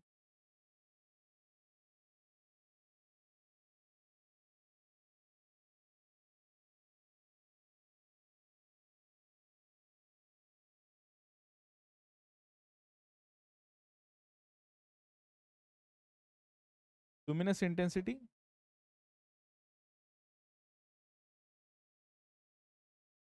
और फिर हमारे पास रहता है टेम्परेचर।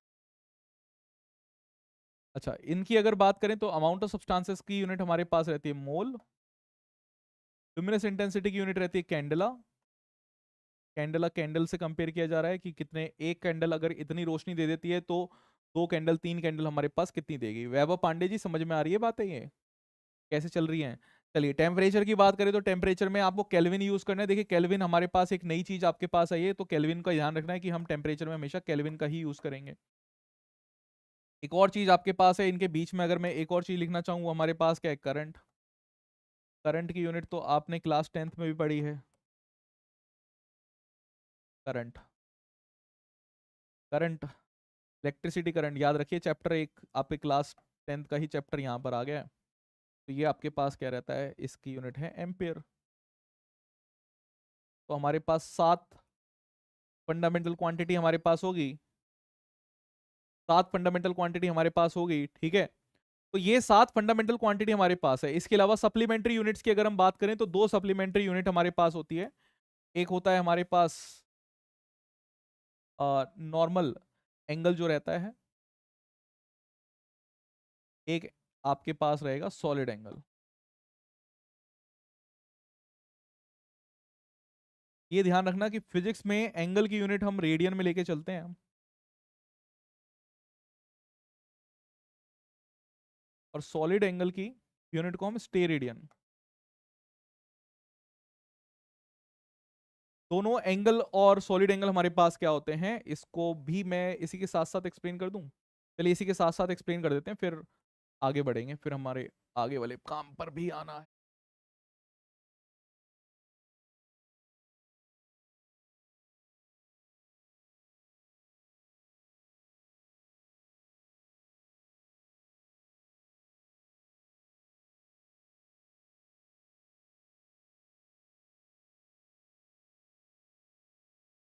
थीटा, अगर मैंने ऐसे माना कि मेरे पास एक लेंथ ऑफ आर्क है,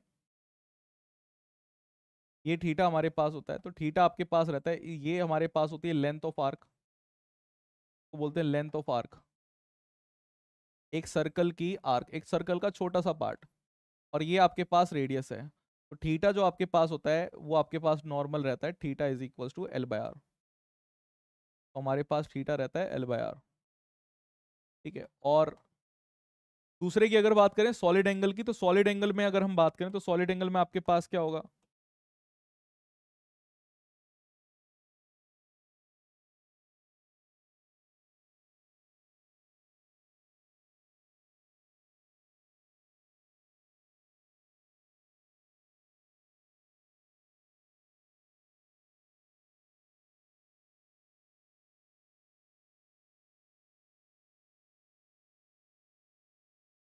सॉलिड एंगल में आप ऐसा मानिए जैसे मूंगफली नहीं होती, मूंगफली का मूंगफली आप खा रहे हैं, या फिर कोन, जो आइसक्रीम का कोन रहता है आपके पास, तो जैसे आइसक्रीम का कोन आपके पास होता है तो वैसा आपके पास बनता है, इसको बोलते हैं सिग्मा। ये आपके पास एरिया रहेगा, और ये आपके पास जो रेडियस है आपके पास है ना, इसका आप आर स्क्वायर यूज करेंगे तो सिग्मा इज इक्वल्स टू आपके पास होता है एरिया डिवाइड बाय आर का स्क्वायर। तो ये आप यूज कर, तो ये आपके पास जैसे कोन वाली शेप का होता है वैसा रहता है आपके पास, ये सॉलिड एंगल कोन शेप का होता है, इसकी शेप को आप ऐसा मान सकते हैं कि शेप इसकी रहेगी कोन शेप में। इसका यूज रहेगा हमारे पास आगे आता है, क्लास 12th में आएगा। अभी के लिए तो इसका कोई यूज नहीं है और कोई आपको काम इसका समझना भी नहीं है कि हमारे पास कैसे है। क्या ये बात समझे पे? ये बात समझ में आई क्या? जल्दी बोलेंगे। ठीक है, done. Is it done my dear? अगर ये डन है फिर आगे आ जाते हैं। अब कैसे इनको यूज करना है इसकी तो बातें मैं लास्ट क्लास में मतलब नेक्स्ट क्लास में कराऊंगा, बट अभी के लिए हम मान के चलें तो ये हमारे पास फंडामेंटल यूनिट्स होती, और इनकी मेजरमेंट जब हम करते हैं तो बेसिकली कोई भी मेजरमेंट अगर आपके पास होती है, टिल नाउ जब हम चीजों को लिखते थे तो हम ऐसे लिख देते थे कि हमारे पास आंसर 2 आ रहा है, बट आज से आप जब आंसर 2 और 2.0 लिखेंगे, 2.0 लिखेंगे, 2.3 लिखेंगे, तो आपके पास इसका मतलब अलग है। 2.0 2.00 दोनों अलग हैं। ठीक है, तो अब डिफरेंस क्या रहता है, डिफरेंस को समझेंगे यहां पे। डिफरेंस हमारे पास होता है बेसिकली सिग्निफिकेंट फिगर का। सिग्निफिकेंट फिगर का मतलब ये है कि आप जब एक्स्ट्रा जीरो लगा रहे हैं तो ऐसा नहीं है कि मजे मजे में लगा रहे हैं, वो एक चीज शो करती है, कुछ शो करता है, कुछ चीज सिग्निफाई करती है हमारे पास फिजिक्स में। तो हमारे पास जो नंबर्स रहते हैं वो भी कुछ सिग्निफाई कर रहे हैं कि आपने कितनी एक्यूरेटली उस चीज को मेजर किया है, या आप कितने इंश्योर हैं उस चीज के बारे में। जैसे आपने देखा होगा कि डिटोल का ऐड आता है, वो बोलता है कि 99.99% क्या करेगा वो, जम्स को किल करेगा, यानी कि वो कह रहा है कि 0.01% को किल नहीं करेगा। यही तो मतलब हुआ। 0.99% का मतलब है कि वो 2 डिजिट के बाद तक की एक्यूरेसी ले रहा है, 99.99। ठीक है, तो हमारे पास सिग्निफिकेंट नंबर होती है, ये बेसिकली ये बताती है, हम मतलब उसको एक नया नाम हमें देना था। मतलब कोई भी चीज अगर हमारे पास होती है, किसी चीज को हम डिफाइन करते हैं तो हम उसको एक नया नाम देते हैं। तो जो एक्यूरेसी रहती है ना, कि कितनी एक्यूरेटली आपने चीजों को मेजर किया है, या कितनी एक्यूरेटली ये नंबर या फिर डेटा, नंबर्स क्या होते हैं, नंबर्स डेटा ही तो होते हैं, तो कितनी एक्यूरेटली वो डेटा हमारे पास चीजों को रिप्रेजेंट कर रहा है, तो उस चीज को हम कहते हैं सिग्निफिकेंट फिगर। तो सिग्निफिकेंट फिगर जब हम बात करते हैं किस में, इन अ मेजरमेंट, कोई मेजरमेंट अगर हमारे पास हो रही है तो बेसिकली ये फिगर हमारे पास होती है, डिजिट होती है, जिसको हम ये कह सकते हैं कि हमारे पास ये डिजिट नोन है हमारे पास सर्टेनिटी के साथ। यानी सर्टेनिटी का मतलब क्या होता है, 100% हम इतनी डिजिट तक चीजों को जानते हैं, प्लस एक डिजिट हम अनसर्टेन वाले की भी ऐड कर देते हैं, डेट इज लास्ट डिजिट। अब यहां से जो डेफिनेशन है ये तो पता ही नहीं लगी होगी क्या बोल दिया मैंने, है ना, ये क्या पता लगा। अब आगे समझते हैं, मैं अभी चीजें बताऊंगा वहां से क्लियर हो जाएगी। आप बस मान के चलिए कि ज्यादा अगर डेसिमल मतलब सिग्निफिकेंट फिगर बेसिकली बता रहा है कितना एक्यूरेटली आपने उस चीजों को मेजर किया है, आपके लिए वो क्वांटिटी कितनी ज्यादा जरूरी है। जैसे सोने का अगर वेट करते हैं तो सोने का जब सुनार वेट करता है, जो आपके पास गोल्ड स्मिथ रहेगा जो मेजरमेंट करेगा, तो वो बिल्कुल बारीकी से मेजरमेंट करेगा। इवन दरवाजा ऐसे बंद कर देता है। मैंने हमारे यहाँ पर दिल्ली में तो ऐसा रहता है कि सुनार के पास क्या होता है, एक ऐसे मतलब जिसमें भी उसकी जो तराजू रखी रहती है, ऐसे उसकी जो है वो ऐसे बंद हो जाता है, दरवाजा बंद हो जाता है। दरवाजा बंद करने के बाद मेजरमेंट करता है, खुला रहने के बाद मेजरमेंट नहीं करता, हवा की मेजरमेंट कर लेगा नहीं तो, है ना। और फिर बहुत मतलब कितने ग्राम्स में ही मेजरमेंट आती है। बट वहीं पर आप चले जाइए किराने की दुकान पर, तो किराने की दुकान पर जो ये आटा दाल चावल जो बेचते हैं, इनकी दुकान पर अगर आप जाएंगे, किसी मेगा स्टोर पर अगर आप जाएंगे, तो इनमें आप 4 दाने फालतू डाल दें कोई फर्क नहीं पड़ेगा। बट सुनार की दुकान पे आप 4 दाने फालतू डाल दें, हीरे के 4 दाने फालतू डाल दें, इतना फर्क पड़ जाएगा। तो बेसिकली कई जगह हमें बहुत ज्यादा एक्यूरेसी चाहिए होती है, कई जगह हमें बिल्कुल एक्यूरेसी नहीं चाहिए होती। अब कोई कहेगा क्यों इतना टाइम वेस्ट करें इतना ज्यादा एक्यूरेटली मेजरमेंट करने के लिए। भाई अगर मैं बात करूं आपके जीपीएस की, अगर जो जीपीएस हमारे पास होता है ग्लोबल पोजिशनिंग सैटेलाइट, तो ये इतनी एक्यूरेसी के साथ अगर हम चीजों को मेजर नहीं करें तो हमारे पास जीपीएस सिस्टम होता ही नहीं। आप चांद तक कभी पहुंच ही नहीं पाते। आप चांद तक जब पहुंच रहे हैं तो हल्की हल्की स्पीड भी बहुत मायने रखती है। आपने सुना होगा कि जो चांद पे हमारे पास पहले जो रोवर गया था, तो वो रोवर क्या था, बड़ी जल्दी क्रैश हो गया था, मतलब सॉफ्ट लॉन्चिंग नहीं हुई, वो क्रैश हो गया, नीचे गिर गया। वही कैलकुलेशन एरर तो है, यानी मेजरमेंट हम सही से कर नहीं पाए कि नीचे वो कैसे जा रहा है। तो आर्टिफिशियल इंटेलिजेंस वगैरह का यूज किया गया कि वहीं पर जाके कैलकुलेशंस हो जाए, वहां के एटमॉस्फेयर के हिसाब से कैलकुलेशंस हो जाए। तो ये सब काम कौन करता है? ये इंजीनियर्स ही तो करते हैं, ये इंजीनियर्स करते हैं, डॉक्टर्स करते हैं, यही सब मेजरमेंट डॉक्टर के लिए भी बहुत जरूरी है। भाई आप मान के चलिए कि ब्लड प्रेशर जो है आपके पास, जो अ, आपके पास ब्लड प्रेशर के अलावा आपके पास ऑक्सीजन कितनी जा रही है, इन सब की मेजरमेंट का भी आपको ध्यान रखना पड़ेगा कि नहीं रखना पड़ेगा?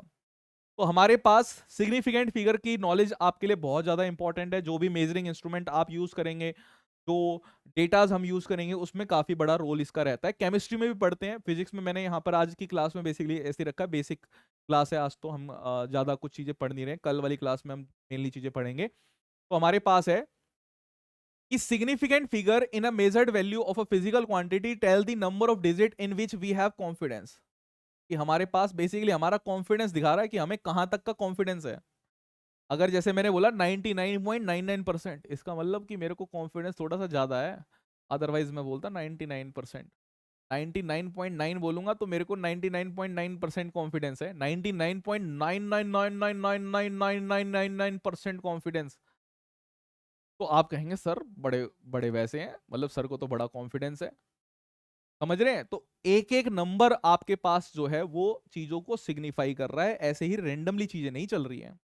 फिर देखिए आगे की तरफ अगर हम बढ़े तो आपके पास बोला है लार्जर द, यहां से देखिए ये चीज बोला है कि larger the number of significant figures, जितनी ज्यादा आपके पास सिग्निफिकेंट फिगर रहेगी obtained in measurement, greater is the accuracy. तो उतनी ही ज्यादा आपके पास चीजें जो हैं वो एक्यूरेटली मेजर की गई है। यानी कि आप ये समझ के रखिए कि ज्यादा सिग्निफिकेंट नंबर अगर हमारे पास रहेगा तो बेटर है, हमने ज्यादा एक्यूरेटली मेजर किया है। But multiple times we do not require that much of accuracy. कई बार भाई हमें इतनी एक्यूरेसी की रिक्वायरमेंट ही नहीं, कई बार तो हम चाहते हैं कि आंसर ही हम जो निकालें वो इमेजिन करके निकालें कि ऐसे ऐसे चीजें चल रही थी। ठीक है, वो भी हमारे पास काम रहता है। चलिए अब कुछ रूल्स हैं सिग्निफिकेंट फिगर के, वो रूल्स मैं आपको बताता हूँ और फिर हम देखेंगे कि कैसे आप सिग्निफिकेंट फिगर को जल्दी जल्दी निकाल के खुद ही मतलब अपने आप ही निकाल लोगे, आज की क्लास के बाद आपको मेरी जरूरत नहीं पड़े। ठीक है, तो rules for finding significant figure, rules for finding significant figure.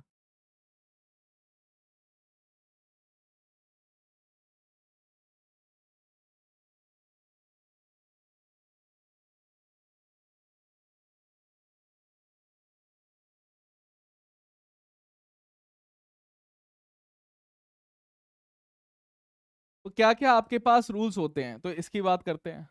तो सबसे पहला रूल आपके पास होता है, all non zero numbers are significant. All non zero numbers are significant.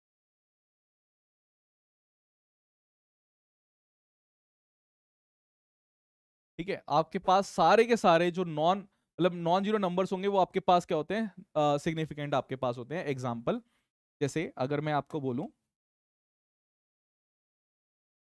आज की डेट हमारे पास है 7/8/2024, नॉन जीरो लेने थे। मान लीजिए ये मैंने 72484 ऐसी ऐसी नंबर लिख लिया, रेंडमली नंबर लिख दिया। तो आप इसमें सिग्निफिकेंट नंबर पता है कितने हैं? 4। इसके अगर मैं सिग्निफिकेंट नंबर की बात करूं तो इसके सिग्निफिकेंट नंबर हमारे पास है 4।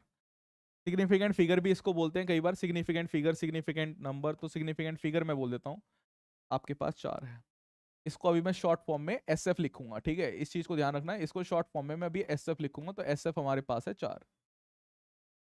कोई एक और नंबर बोलो। मैंने नंबर बोल दिया 3.14। कोई डेसिमल भी आया है तो मुझे उससे कोई मतलब नहीं है, मेरे पास जो एस एफ आएगा वो मेरे पास 3 होगा।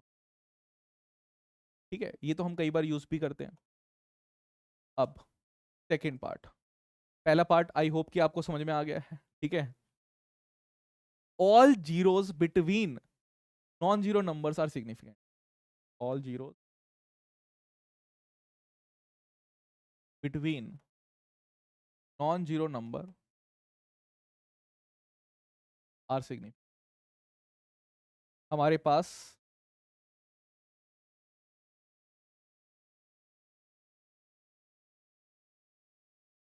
all zeros between non-zero numbers are significant।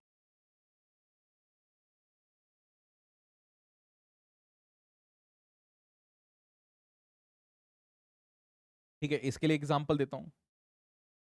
Example मैंने माना यही ले लेते हैं 7 अगस्त 2024।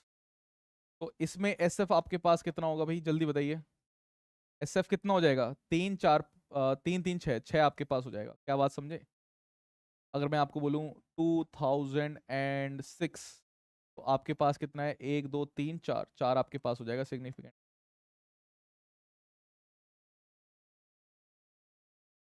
क्लैरिटी आ रही है? ठीक है, समझ गए? चलिए, all zeros before one zero are not significant.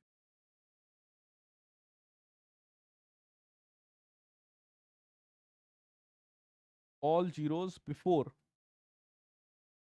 Non zero are not significant. Not आपके पास सिग्निफिकेंट नहीं होते।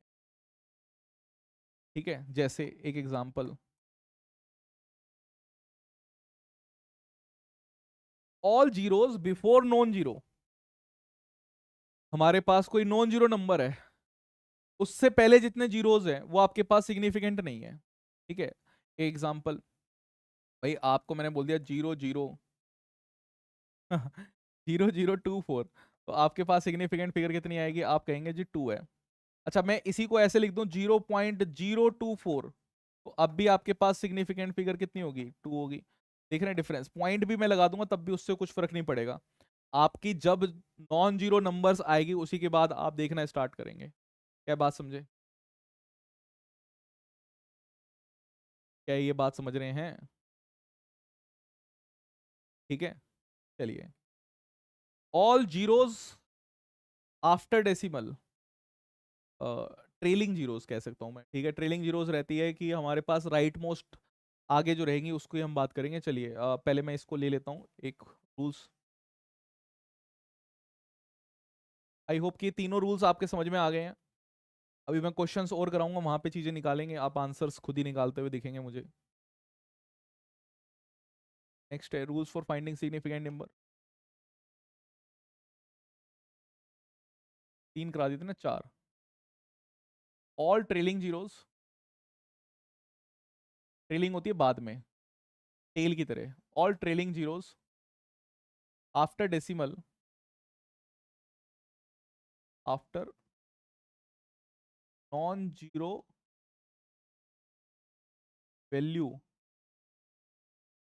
इन डेसिमल वैल्यू,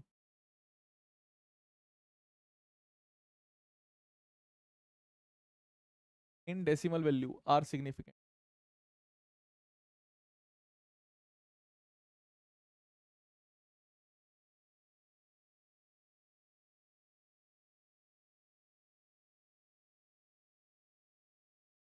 ये बोल रहा है all trailing zeros after non zero value आपके पास in decimal value are significant. जैसे कि मैंने ऐसे बोला, एग्जाम्पल से समझिए, 0.0000,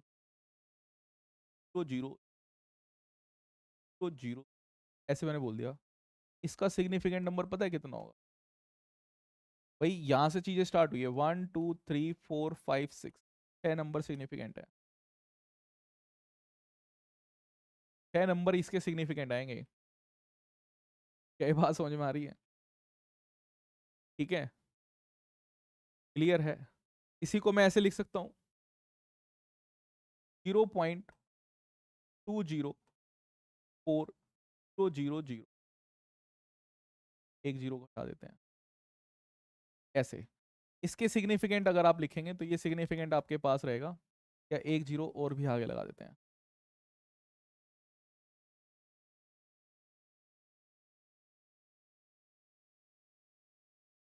ये आपके पास रहेगा 1 2 3 4।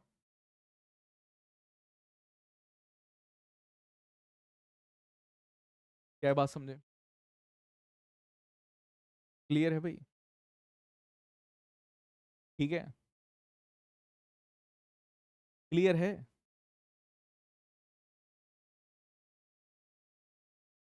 समझ गए? Power of 10 are not counted in significant numbers. Next हमारे पास लास्ट है पावर ऑफ 10। पावर कई बार साइंटिफिक नंबर्स में हम रखते हैं ना, power of 10 are not considered in, are not consider in significant.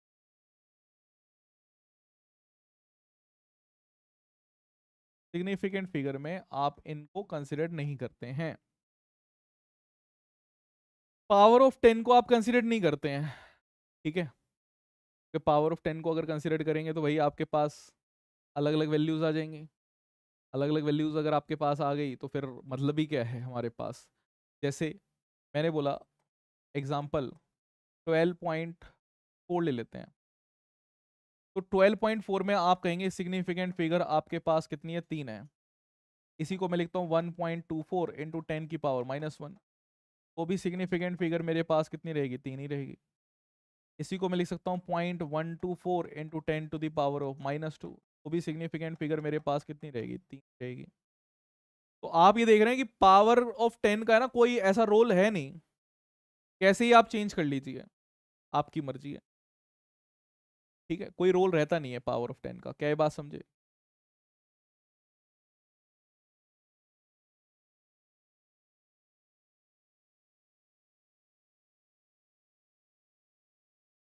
अरे ये समझ में आई बात? चलिए,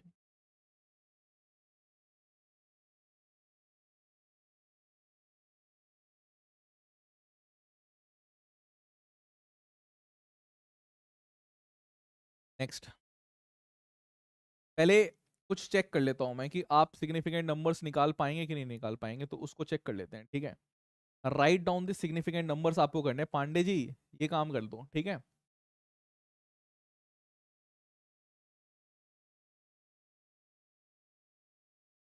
राइट डाउन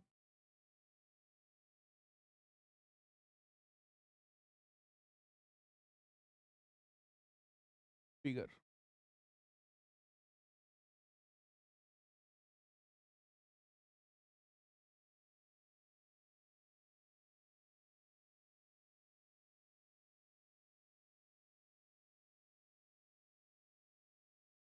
12.24, ठीक है? 240, 3.143, 6.022 इंटू 10 की पावर 23, 1.6 इंटू 10 की पावर -19। ठीक है, सो ये सारी वैल्यूज आपको दे रखी है, ये वैल्यूज आपको लिखनी है। तो इसकी अगर मैं बात करूंगा, इसके सिग्निफिकेंट फिगर कितनी है, 4। इसके कितने हैं, 2। डेसिमल के बाद है, डेसिमल नहीं है इसमें। दो हमारे पास सिर्फ 240 था, तो इसका नहीं होगा। क्या ये बात समझ रहे हैं? तो हमारे सिर्फ पास क्या रहेगा, सिर्फ 2 ही रहेंगे, नॉन जीरो वैल्यू वैल्यूज को ही हम कंसिडर करेंगे, ठीक है? इसका एक एग्जांपल और देख लीजिए, मैं यहाँ पे लिख देता हूँ एक एग्जांपल और। अगर यही मेरे पास ऐसे होता तो ओबीसी क्यों ले, कुछ दूसरा ले लेते हैं। मान लेते हैं 48,000 आपके पास है। तो इसमें अगर मैं बोलूंगा तो इसमें मेरे पास कितना रहेगा, 3 4 4 हो जाएगा। इसमें अगर बोलेंगे तो कितना होगा, ये भी 4 होगा। इसमें अगर बोलेंगे तो कितना होगा, 2 होगा। इसमें अगर बोलेंगे तो कितना होगा, 2 होगा। आई होप कि सिग्निफिकेंट फिगर्स निकालना आ गया। कैसे सिग्निफिकेंट फिगर्स निकाल रहे हैं, क्या ये पता लग गया है? जल्दी बताइए, क्या ये पता लग गया है सिग्निफिकेंट फिगर्स कैसे निकाली जा रही है? Pandey ji,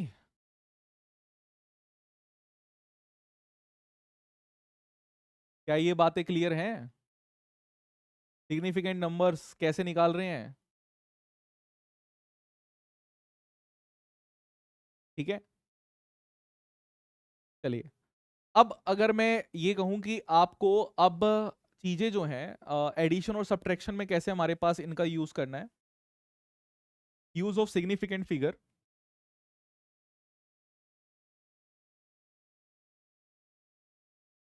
uses of significant figure,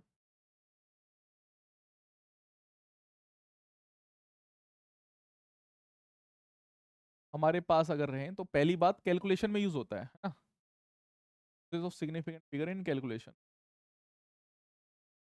calculation में कैसे आप यूज करेंगे?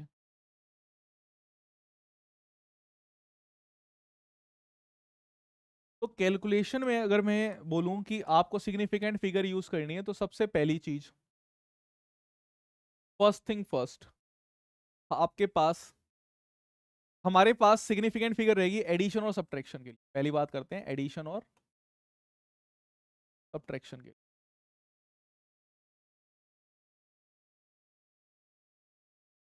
एडिशन और सब्ट्रैक्शन के लिए तो आपके पास, अगर मैंने मान लिया कि मेरे पास जो नंबर है वो अलग अलग नंबर्स हैं, मतलब मान लीजिए कि मैंने यहां पर एक नंबर को लेके चल रहा हूं, 12.687 मेरे पास है, और इसको मैं माइनस कर रहा हूँ 1.5 से, मुझे माइनस करना है। ठीक है, इन दोनों को मैं माइनस कर रहा हूँ। मेरे पास क्या आएगा, मेरे पास यहाँ पर मेरे को जीरो जीरो लगाने पड़ेंगे भाई, मतलब उसके बिना तो मैं आंसर कर ही निकाल ही नहीं सकता, तो मुझे वो लगाने ही पड़ेंगे। लगाने पड़ेंगे कि नहीं लगाने पड़ेंगे, जल्दी से बताइए भाई। वो तो मुझे लगाने पड़ेंगे ही ना। तो मैंने यहाँ पे क्या किया कि मैंने यहाँ पर इसको 0.15 में मैं क्या कर रहा हूँ, माइनस कर रहा हूँ इससे। ठीक है, अब जब 1.5 जब मैं माइनस करूंगा तो मेरे पास कितना आएगा, मेरे पास आएगा 11.187 मेरे पास आएगा। बट आप ये 11.187 नहीं लिखेंगे। क्यों नहीं लिखेंगे, ध्यान से देखेंगे आप, इसका आंसर ये नहीं लिखेंगे। क्यों नहीं लिखेंगे? बिकॉज इसकी सिग्निफिकेंट फिगर कितनी है, इसकी सिग्निफिकेंट फिगर है मेरे पास 3 4 5 5 है। इसकी सिग्निफिकेंट फिगर आपके पास कितनी है, आपके पास सिग्निफिकेंट फिगर इसकी 2 है। बट इसके साथ साथ आप ये देखेंगे कि डेसिमल के बाद कितनी सिग्निफिकेंट फिगर है। डेसिमल के बाद इसकी सिग्निफिकेंट फिगर कितनी है, 1 थी। तो आप इसका जो आंसर आपके पास रहेगा, इसकी सिग्निफिकेंट फिगर जो आपके पास होगी डेसिमल के बाद, मैं एक चीज और देख रहा हूं कि आफ्टर डेसिमल,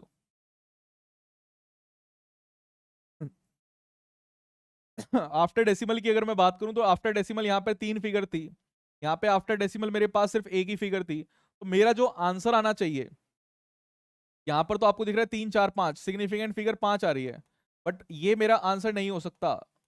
क्यों नहीं हो सकता? बिकॉज मेरा आंसर जो आना चाहिए, इसका आंसर, मुझे जो मेरे पास आंसर आना चाहिए वो है कि आफ्टर डेसिमल, आफ्टर डेसिमल जो मेरे पास लीस्ट था ना, लीस्ट, आफ्टर डेसिमल मुझे लीस्ट वैल्यू को लेके चलना है, लीस्ट वैल्यू को, आफ्टर डेसिमल लीस्ट वाले वैल्यू को लेके चलना है। तो मेरे पास ये क्या होगा, एक एक डेसिमल वाली वैल्यू होनी चाहिए, तो मुझे इसको राउंड ऑफ करना पड़ेगा, तो मेरे पास आएगी 11.2। ये मेरा आंसर होगा।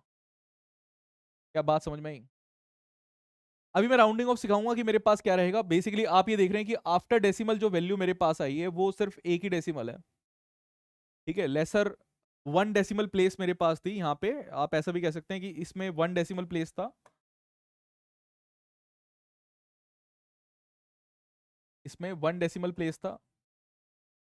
मेरे पास आंसर भी 1 डेसिमल प्लेस वाला ही आना चाहिए था। ये भी 1 डेसिमल प्लेस का ही मेरे पास आंसर है। आई होप की चीजें क्लियर है। ठीक है, क्या ये बात समझ में आ गई? चलिए, अब इसी को छोटा कर देता हूँ, इतना बड़ा बड़ा लिख के भी क्या करना।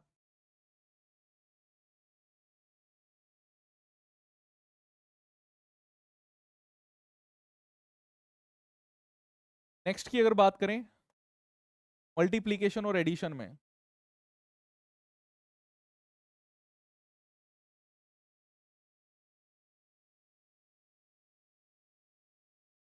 मल्टीप्लीकेशन और एडिशन में अगर हम बात करेंगे तो मल्टीप्लीकेशन और एडिशन में आपको, आपका जो आंसर होना चाहिए ना, आंसर मस्ट बी,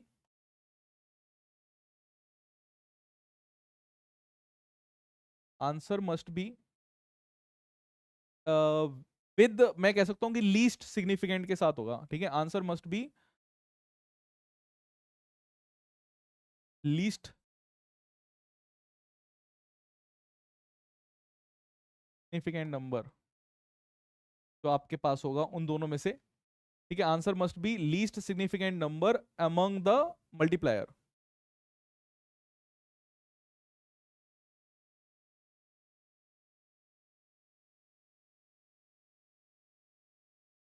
जो मल्टीप्लायर हमारे पास मस्ट बी इन,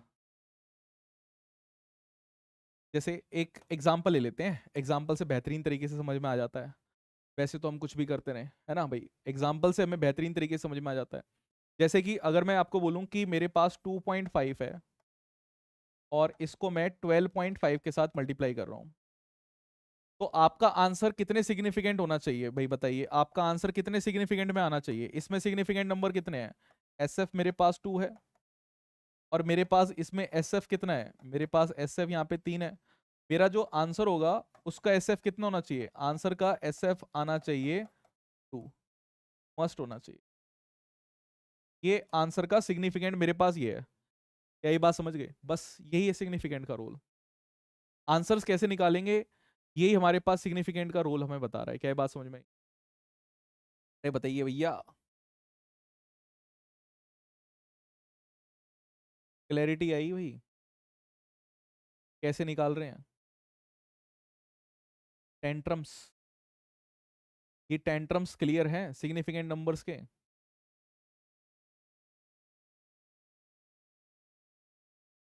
ठीक है, चलिए। अब एक और लास्ट, बस आज की क्लास का लास्ट टॉपिक, राउंडिंग ऑफ। कि राउंडिंग ऑफ कैसे करते हैं, लास्ट टॉपिक आज की क्लास। और इसके बाद कल की क्लास में हमें वैसे भी डायमेंशंस करने हैं।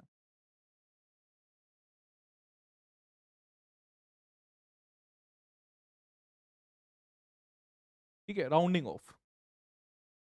राउंडिंग ऑफ करना आता है, बचपन में सीखा होगा राउंडिंग ऑफ करना, सीखा है? अरे बोलो। नहीं,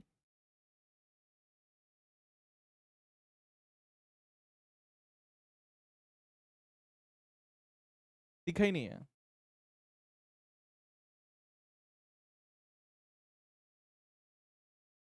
देखिए, अगर मैं इसकी बात करूं तो पहला रूल आपके पास रहता है कि डिजिट हमारे पास जो है,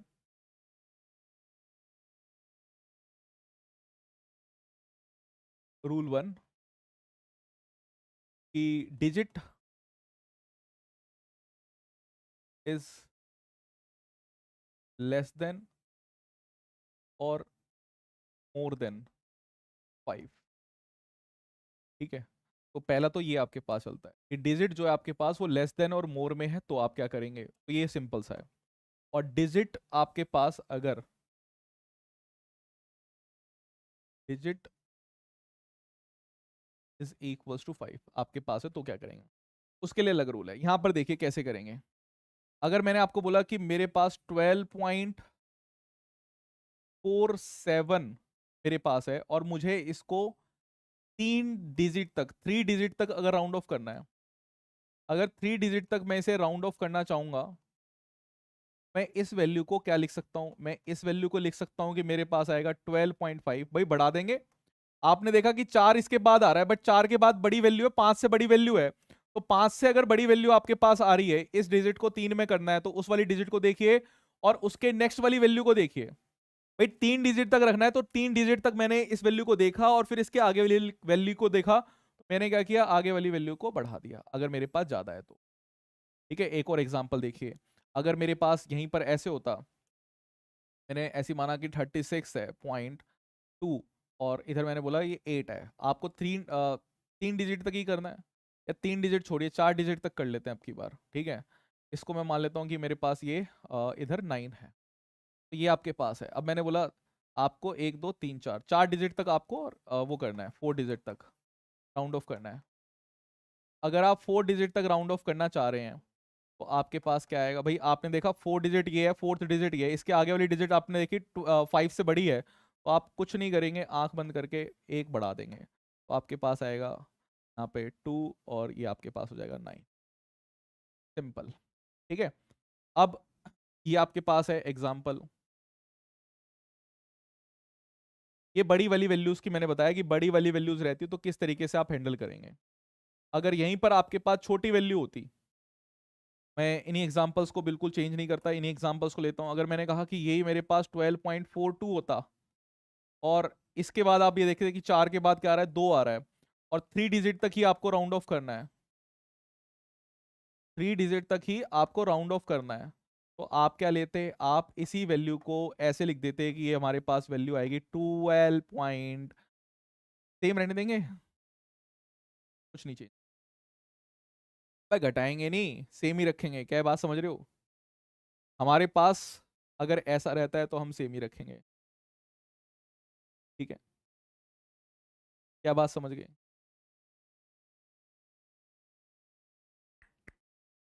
क्लियर है भाई? चलिए अब इसी में एक और चीज देखिए।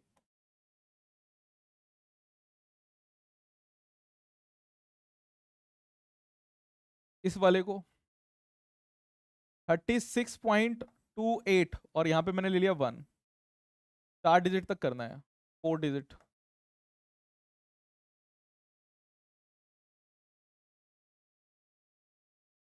तो 4 डिजिट राउंड ऑफ अगर आप करेंगे, इसके आगे का देखेंगे, तो आगे का देखेंगे तो आपके पास क्या है, सेम ही रख देना है आपको, तो आपके पास यही आएगा 36.28, ये आपके पास आ जाएगा। अब डिजिट अगर 5 रहती है तो दिक्कत है, डिजिट अगर 5 है तो हमारे पास दिक्कत है कि क्या रहेगा। ठीक है, तो इसका देखें कि हमारे पास क्या रहता है, ड्रॉप डिजिट 5।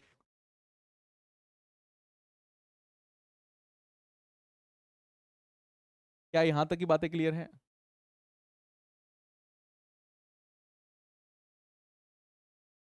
ठीक है, चलिए। अब इसमें है ना, आपको प्रीसीडिंग डिजिट का, मतलब जो पहले डिजिट उस आ रही है उसका बहुत बड़ा रोल है।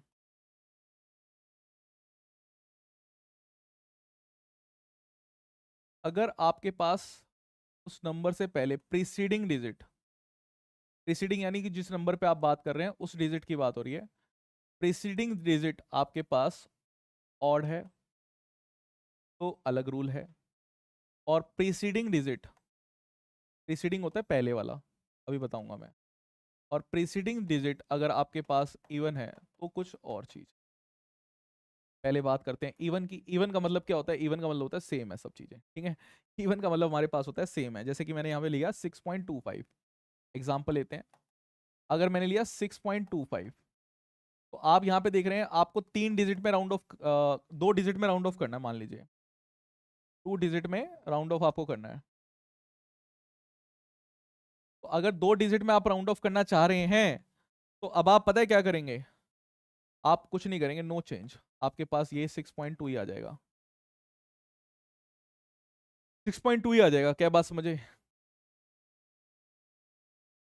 बहुत सिंपल है। एक और एग्जांपल देखिए, अगर मैं यहीं पे आपको ऐसे लिख देता 9.445, और मैं कहता 3 डिजिट तक राउंड ऑफ करना है,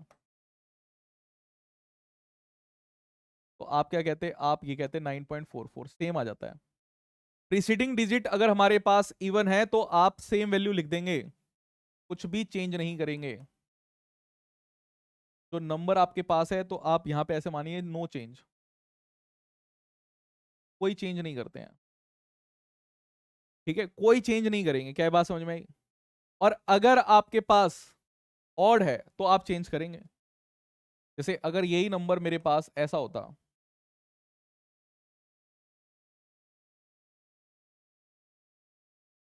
6.35 होता, इस 6.35 को अगर मैं चेंज करूं, मुझे वही है 2 डिजिट तक राउंड ऑफ करना है,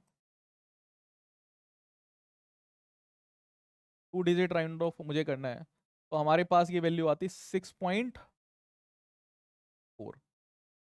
एक इंक्रीज कर देंगे। ठीक है, ऑड के लिए आप क्या करेंगे? इंक्रीज कर देंगे बाय 1। इंक्रीज बाय 1, 1 से आप इंक्रीज कर देंगे, ठीक है।